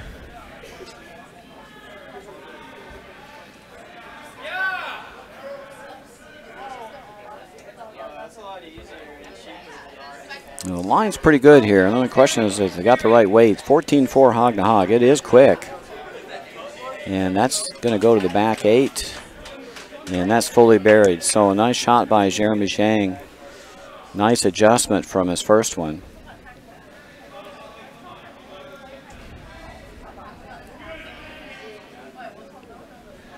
If Bowden can't get that out, that might be a game saver. That's currently out counting 2 stones. Now Kylie Best is going to try to come down and tap that one back.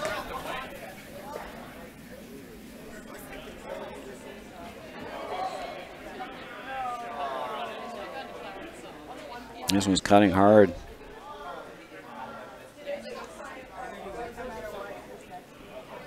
And that's going to tap out. Shot stone.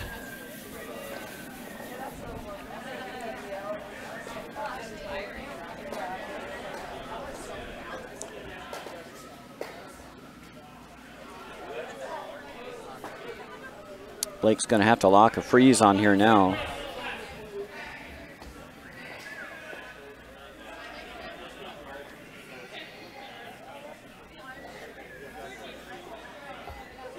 Not sure that looks like draw weight ice. This may be a hit and roll. Soft weight hit and roll.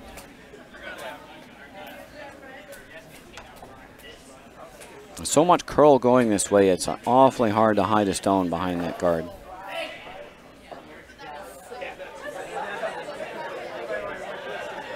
First skip rock here in the 7th inning for Blake Hagberg. They're in a tie game, facing 3 without hammer.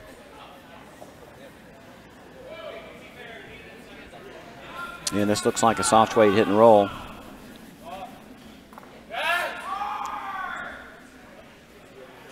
And this is cutting hard. And the sweepers are holding it. And that's a pretty nice shot. That's over buried. You can just see a little peek of it from the outside. But that shot stone.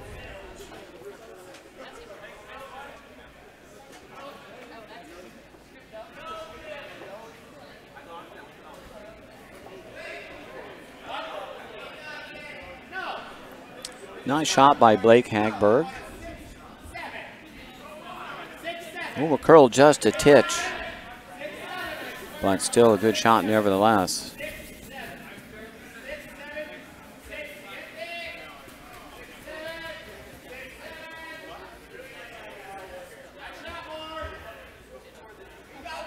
I think the good news is they lost another blue rock in that process.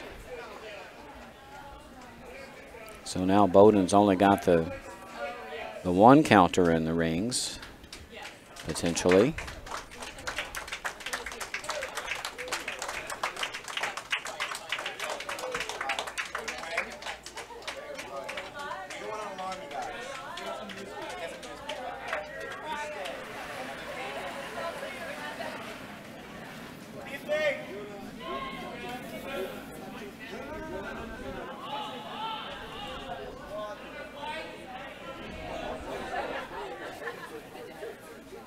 Zach LeBanc. His hit attempt is quite narrow, goes by. Now a chance for SUNY Poly to skate off the hook here. I think they need to put another stone in the house somewhere, sit 1 and 2, make sure they get their force. here in the 7th end. And make Zach LeBlanc draw against 2. I like going out here to the 8-foot. That's an option. Or you could put one in, say, the top 4 area, but pick a spot on the ice that's maybe a little straight or a little curly, something a little different. This is where, as a skip, if you know where the bad spots in the ice are, this is where you want to put your stone to sit 2. And hope you can generate a little kind of a cheap steal here of 1 or 2. Blake's going to go wide here, and I think his thought is to make Zach draw the 4-foot.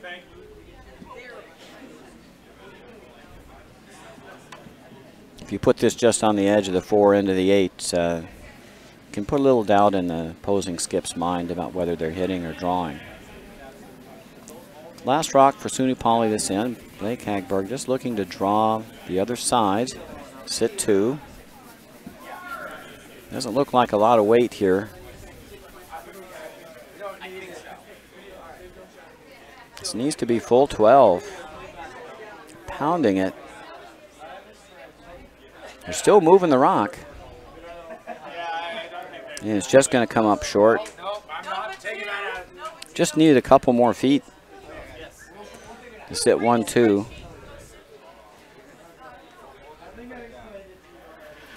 And Zach is going to eschew the tap out of the red stone on the 8-foot for just a draw for his single.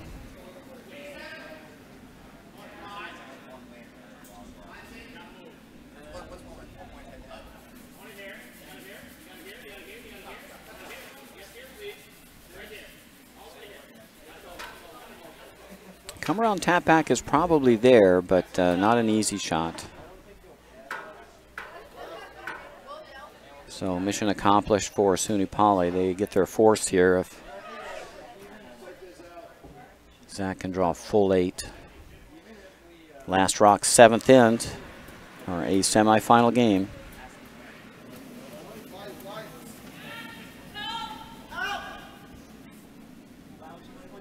And he's pretty wide.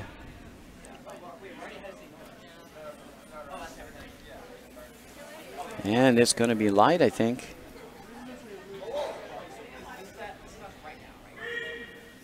Yeah, it was just wide. And it's not going to roll far enough. So that's going to be a steal of 1 for SUNY Poly. I'm not quite sure that's what they had in mind, but they'll take it. They're up 1 without coming home.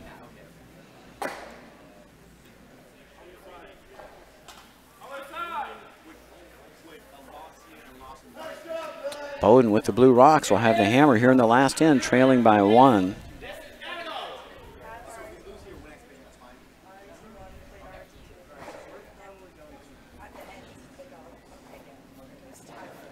Well, in the era of the 5-rock rule free guard zone, it's about 50-50, being up 1 without or being down 1 with. So I'll give these teams even chances here to win this game. As always, it'll boil down to execution.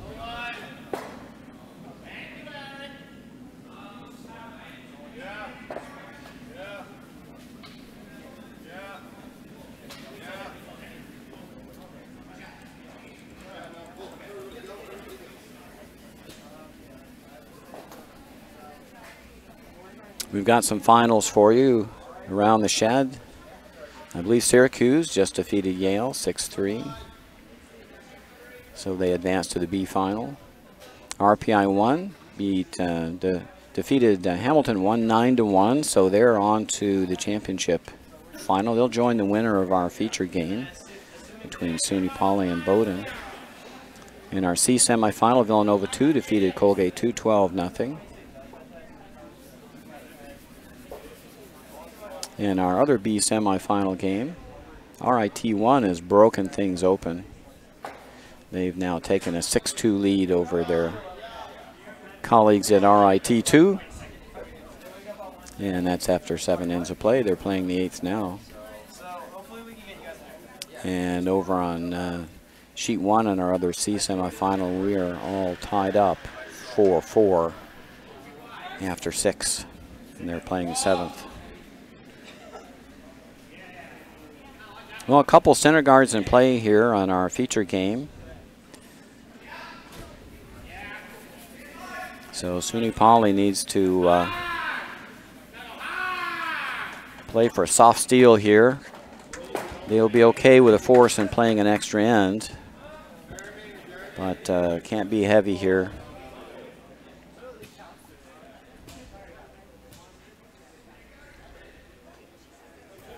Lighter is better without hammer. This one is going to hang around for shot rock, but it will be in the back of the house.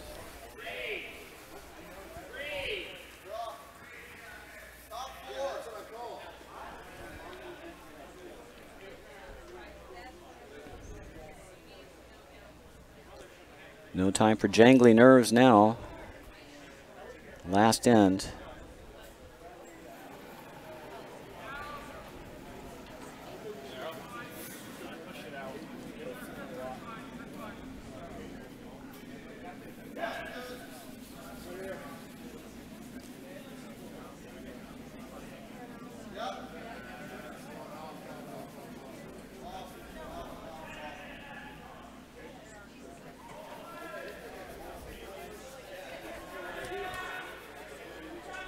And another stone that's going to cruise into behind T-line. This just goes back 4, though.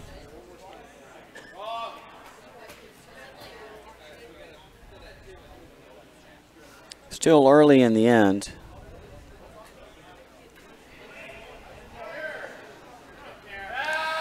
Don't mind a dead freeze to this stone. Might be too early to establish shot rock and keep it around. And just a little tight. A little tight to the guard, and might cut off their draw path to shot stone a little bit. So now Bowdoin sitting 1, back 4. In-turn path's a little tough now. I'm a little surprised that Bowdoin is not trying to take control of this out-turn path. That's now the easier path to the pin.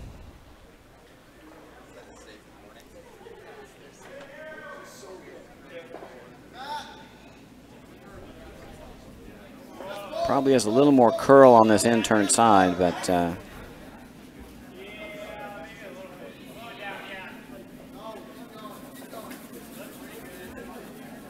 they just got by. And they're going to roll that right to top button. So now Bowdoin sitting 2. Really nice shot there by Isabella Vacour. The out-turn draw is there.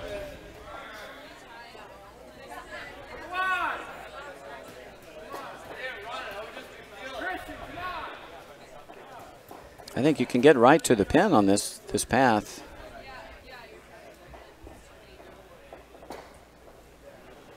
You'd like to get at least second rock here. Squeeze down the rings.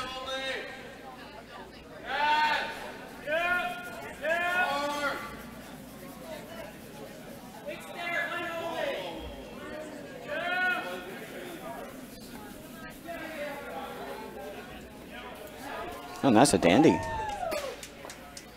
Great sweep by the guys to get that by. They're actually shot rock. Back button. Path was definitely there.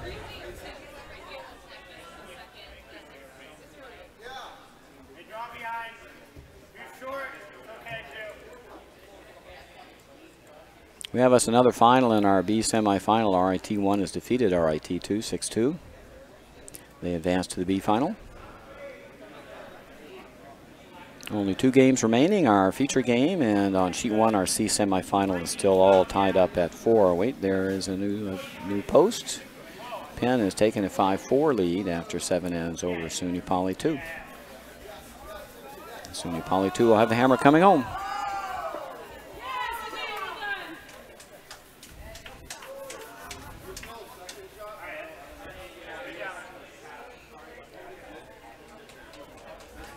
Nice shot there by Isabella. So now Bowden is shot stone. SUNY Poly sitting second rock. And I think they just need to lock another one on top or short. Again, a force here is fine for SUNY Poly. They would then take the extra end with the hammer.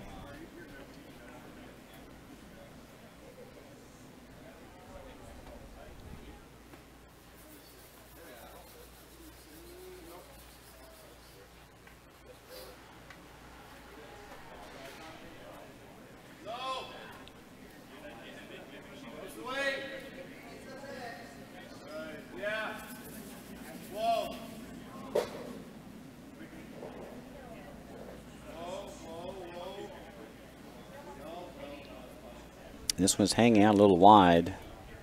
Yeah, it comes in a little bit. Pretty good.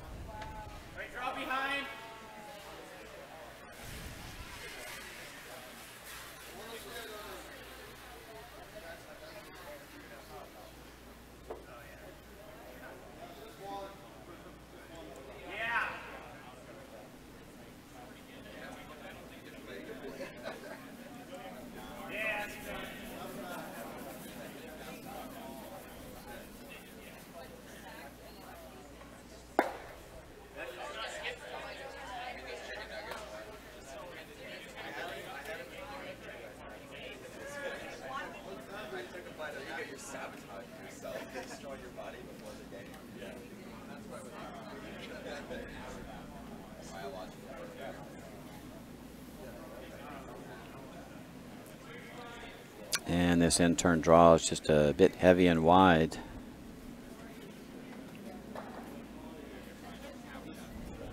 So at this point, I'm thinking that SUNY Poly is really looking for the force. Tough for them to score from this spot. Nothing wrong with putting another stone on top of the pile.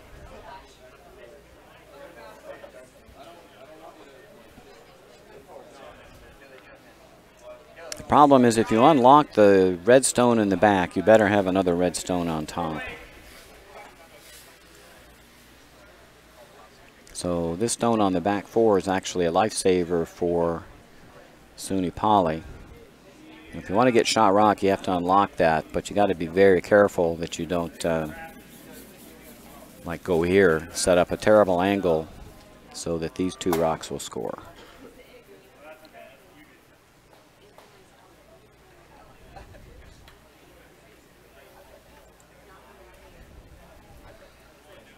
Get a couple reds lined up nice on top.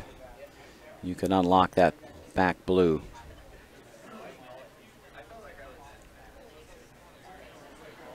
Have a chance to steal this end.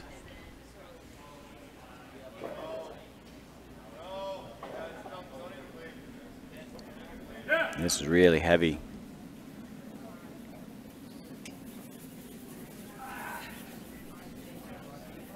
Heavy and wide. It lined the angles up a little better for red now, though.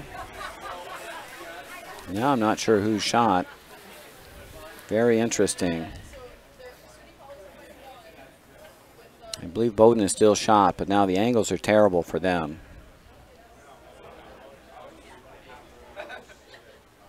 And actually improved things tremendously for SUNY Poly.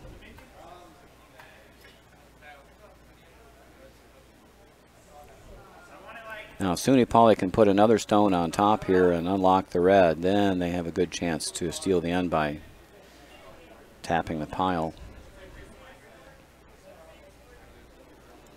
So Bowden's got to be careful here just to secure their one. The scoring area now is really tiny. It basically is the button area.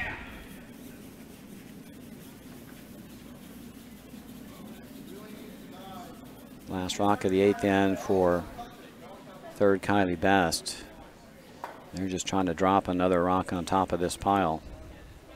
This will come up a bit short of the pile.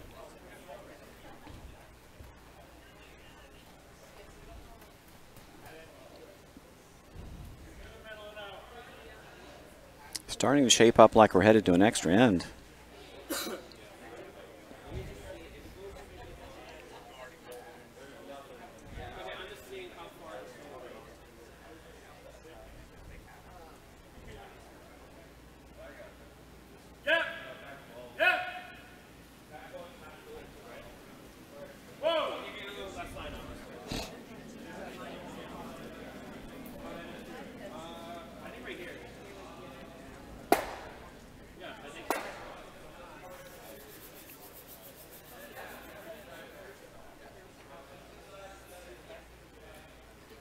Don't want to get too cute here. But if you move that blue guard just thrown out of the way, you still have a chance.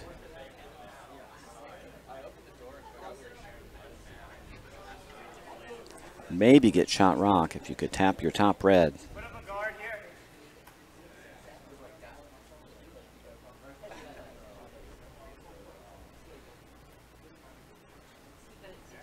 But I think most likely we're headed to an extra end here.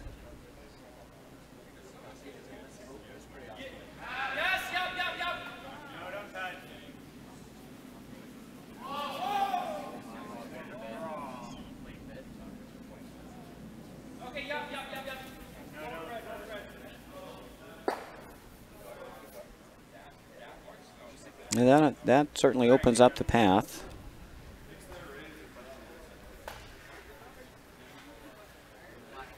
And the question is, how does Bowden get there too?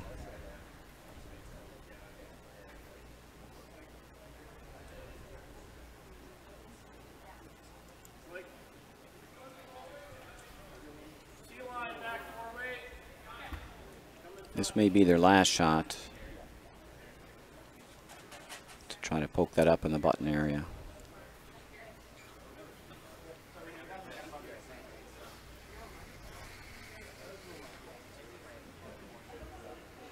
Too early to do it now. First task is to block this path.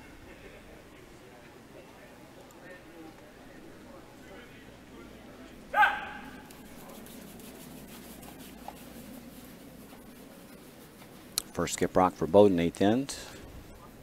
Zach LeBlanc.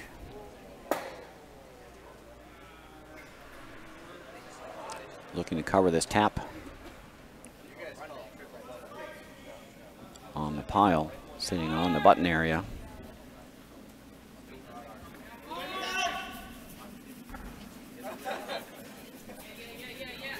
And this one's hanging wide.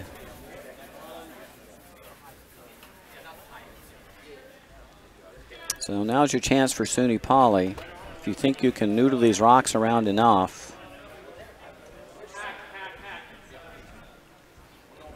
you're going to have to catch this rock on the outer half.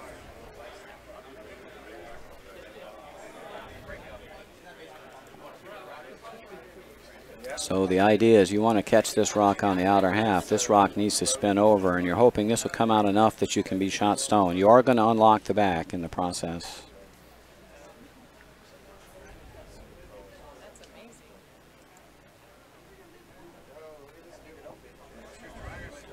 Last rock, 8th end for SUNY Poly. Blake Hagberg looking to play a little tap.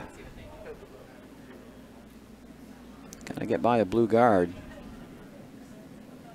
And he's not gonna. Set that one out again.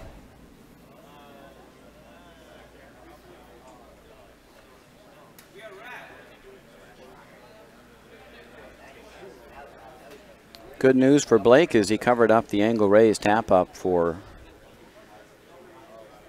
2 that Bowden could have played if they'd had the opportunity, but that's gone now, and I just don't see anything for them. And I think we're headed for the extra end.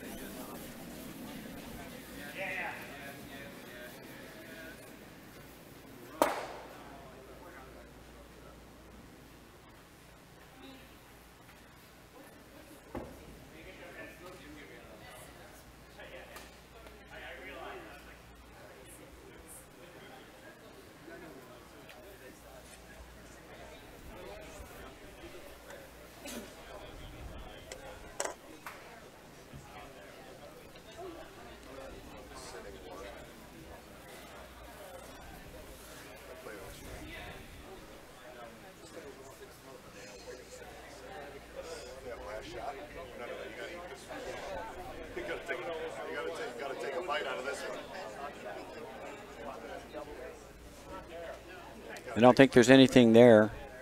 Need to make a decision.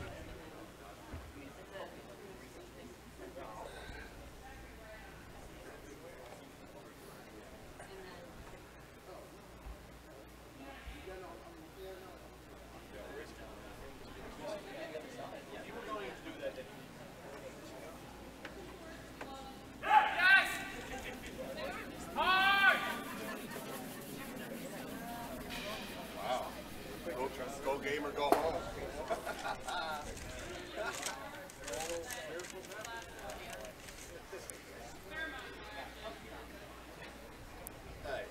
The only possible way I can see to score 2 is to run the red straight back onto the blue stone.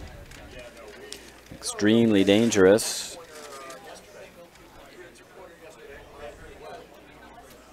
If you ran this straight back onto that, that's a lot of angles to calculate. You could get your deuce that way. But I think that's 1 in 1,000 shot.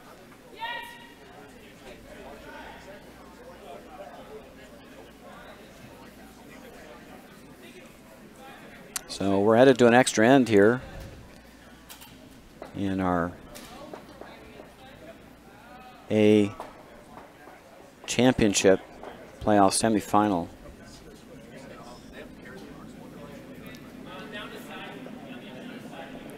We're all tied up after 8.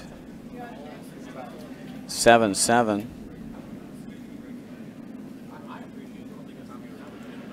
And SUNY Poly with the red stones is going to have the last rock advantage here in the extra end.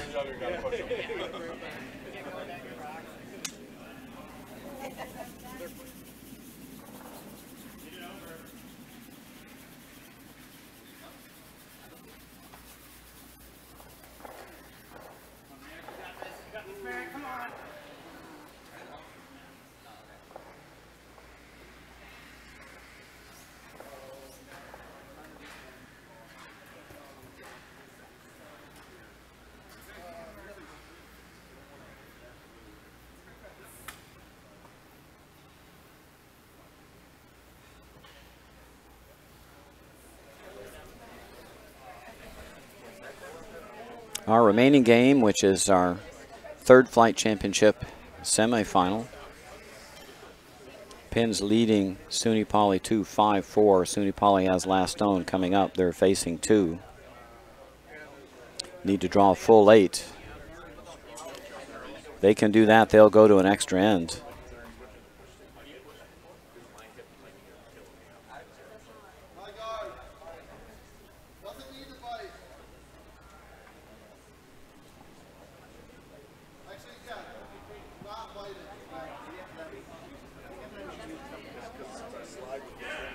Last stone coming down the ice on sheet 1 for SUNY Poly 2. They're looking to draw the 8-foot to get to an extra end. Dan Coletta, weight looks really good. They just need to bite 8, and they wrecked on center guard, and that'll be a win for Penn. So they head on to our, make it 7-4. And they head to our third flight championship final. 1 game left, that's our feature match. SUNY Poly and Bowdoin, they're all knotted up at 7 in an extra end. SUNY Poly with the hammer this end.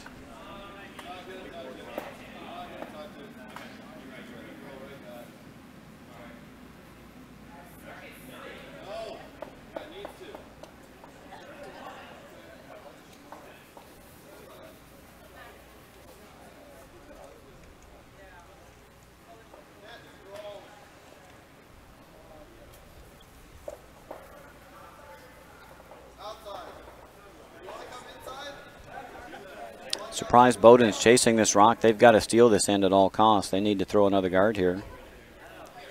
This does SUNY Poly a favor.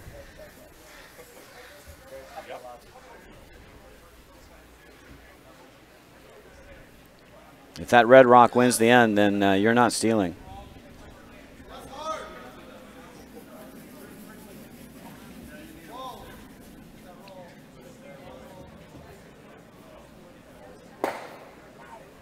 And I think SUNY Poly would be really happy now just to trade those rocks off.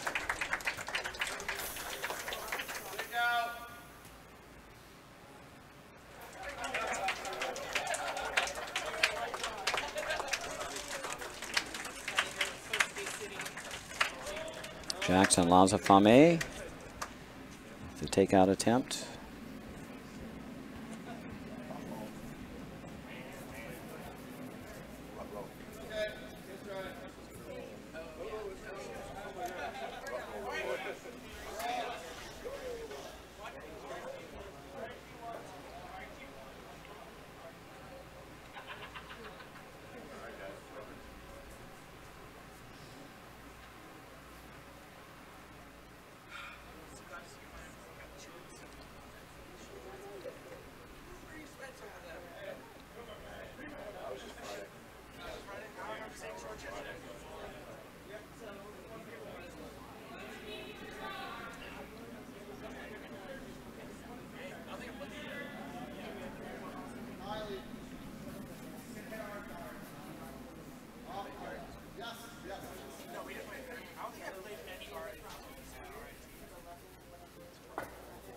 Just a little tap. Now the 5 rock free guard zone rule is expired.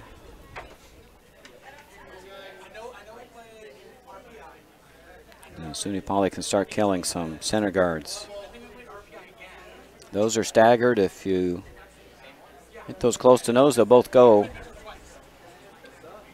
So make sure you get one.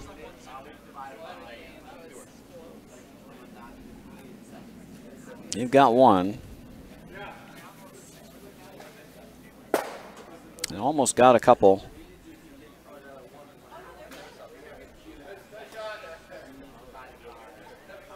Plenty of time.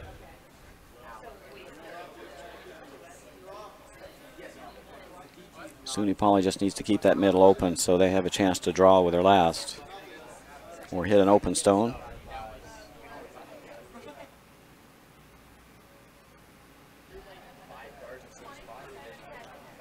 Bowdoin can use another center guard. Probably too early to come in here.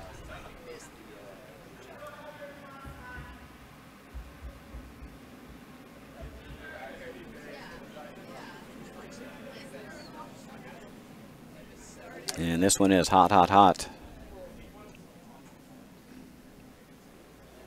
And needed the rub there, didn't get it. That's going to go through the house. Now a chance for SUNY Poly to remove the last center guard. Anything but a nose here. Want to roll this shooter away.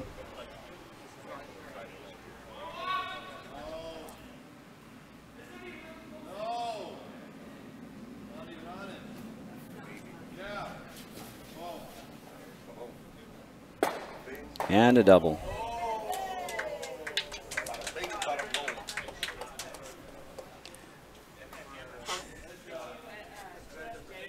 Nice throw there by Aaron Bailey, doubling off the 2 Bowdoin stones. Now Bowdoin's got a tall order in front of them.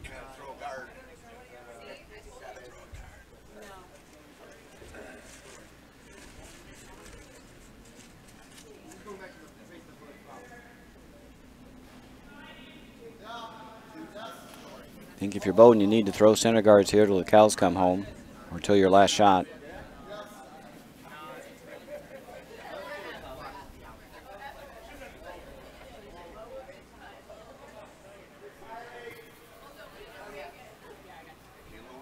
Got around the rock on the 12-foot, but they can peel their own here is just fine. So make sure you hit a rock here. Jeremy Zhang with his first. Make sure you catch either the red or the blue stone here.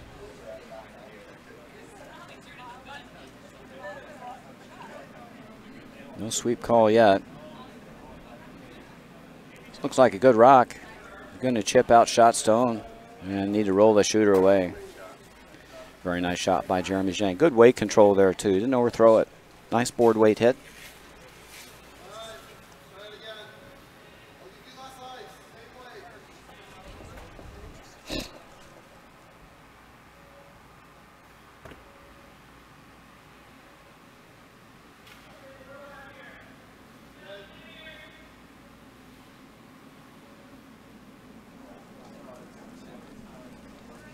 This one's running.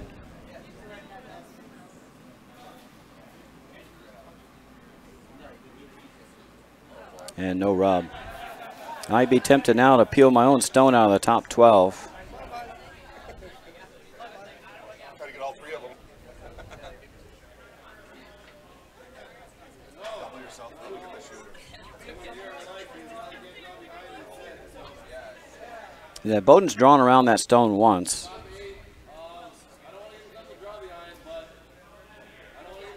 I don't think there's anything wrong with peeling your own out there.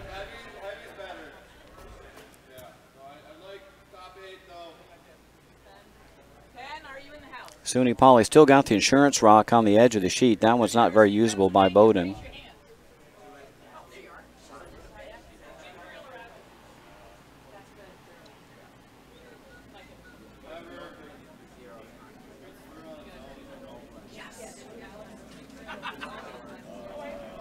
Toasty.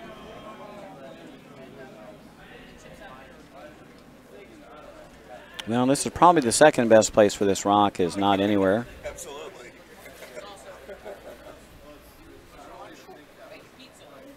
SUNY Poly really doesn't need any rocks in play here. They just need to make sure that Bowden has no place to hide.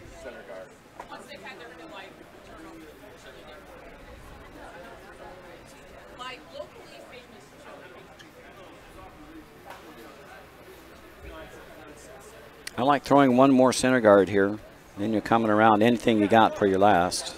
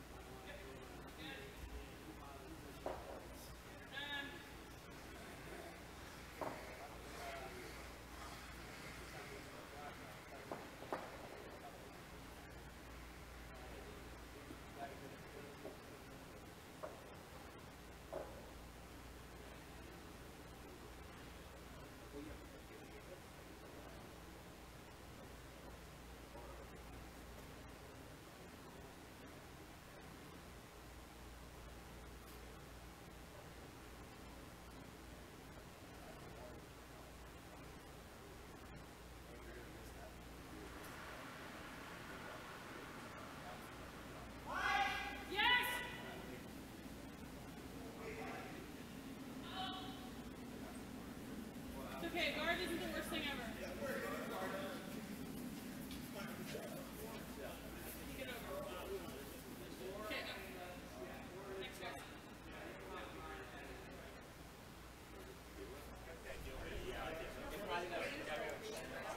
Now Bowden does have a double guard to hide behind, so I think you have to peel the blue out.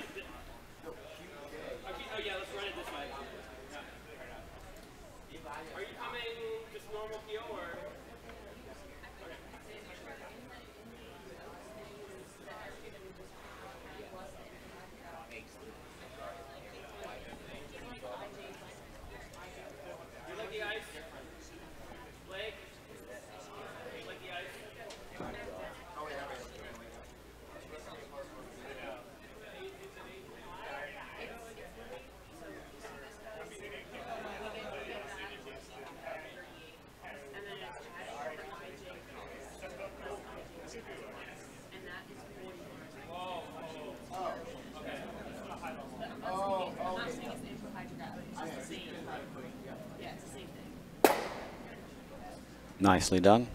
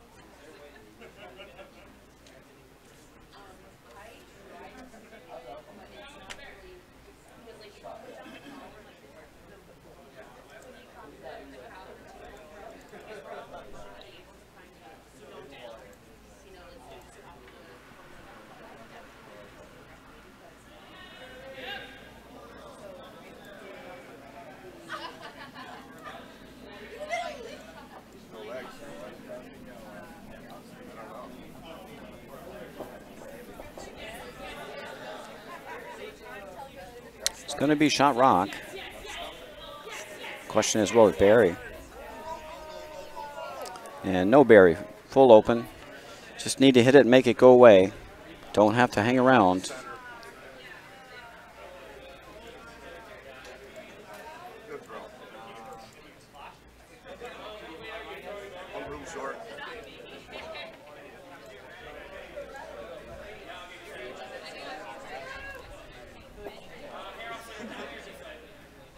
No pressure, Blake. Just the whole tournament's watching. Not taking much ice for this.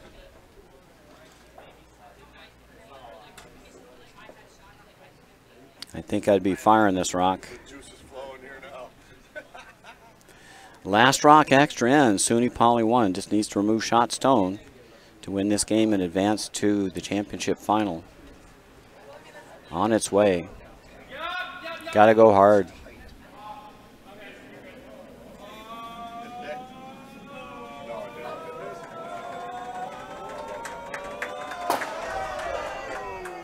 And he brought the weight to take the curl out and make it a final. It is 8-7 SUNY Poly 1. They advance to the championship final where they will face RPI 1 and Evan Mullaney. No surprise there, two of the more experienced teams in this field. Congratulations to both Bowdoin and SUNY Poly for a wonderful game. SUNY Poly will go on and play in the consolation bronze medal game, so they still got much to play for.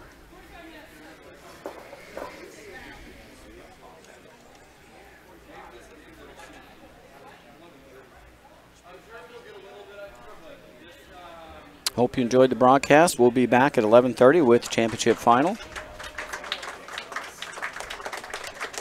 Please tune in. Should be a crackling game.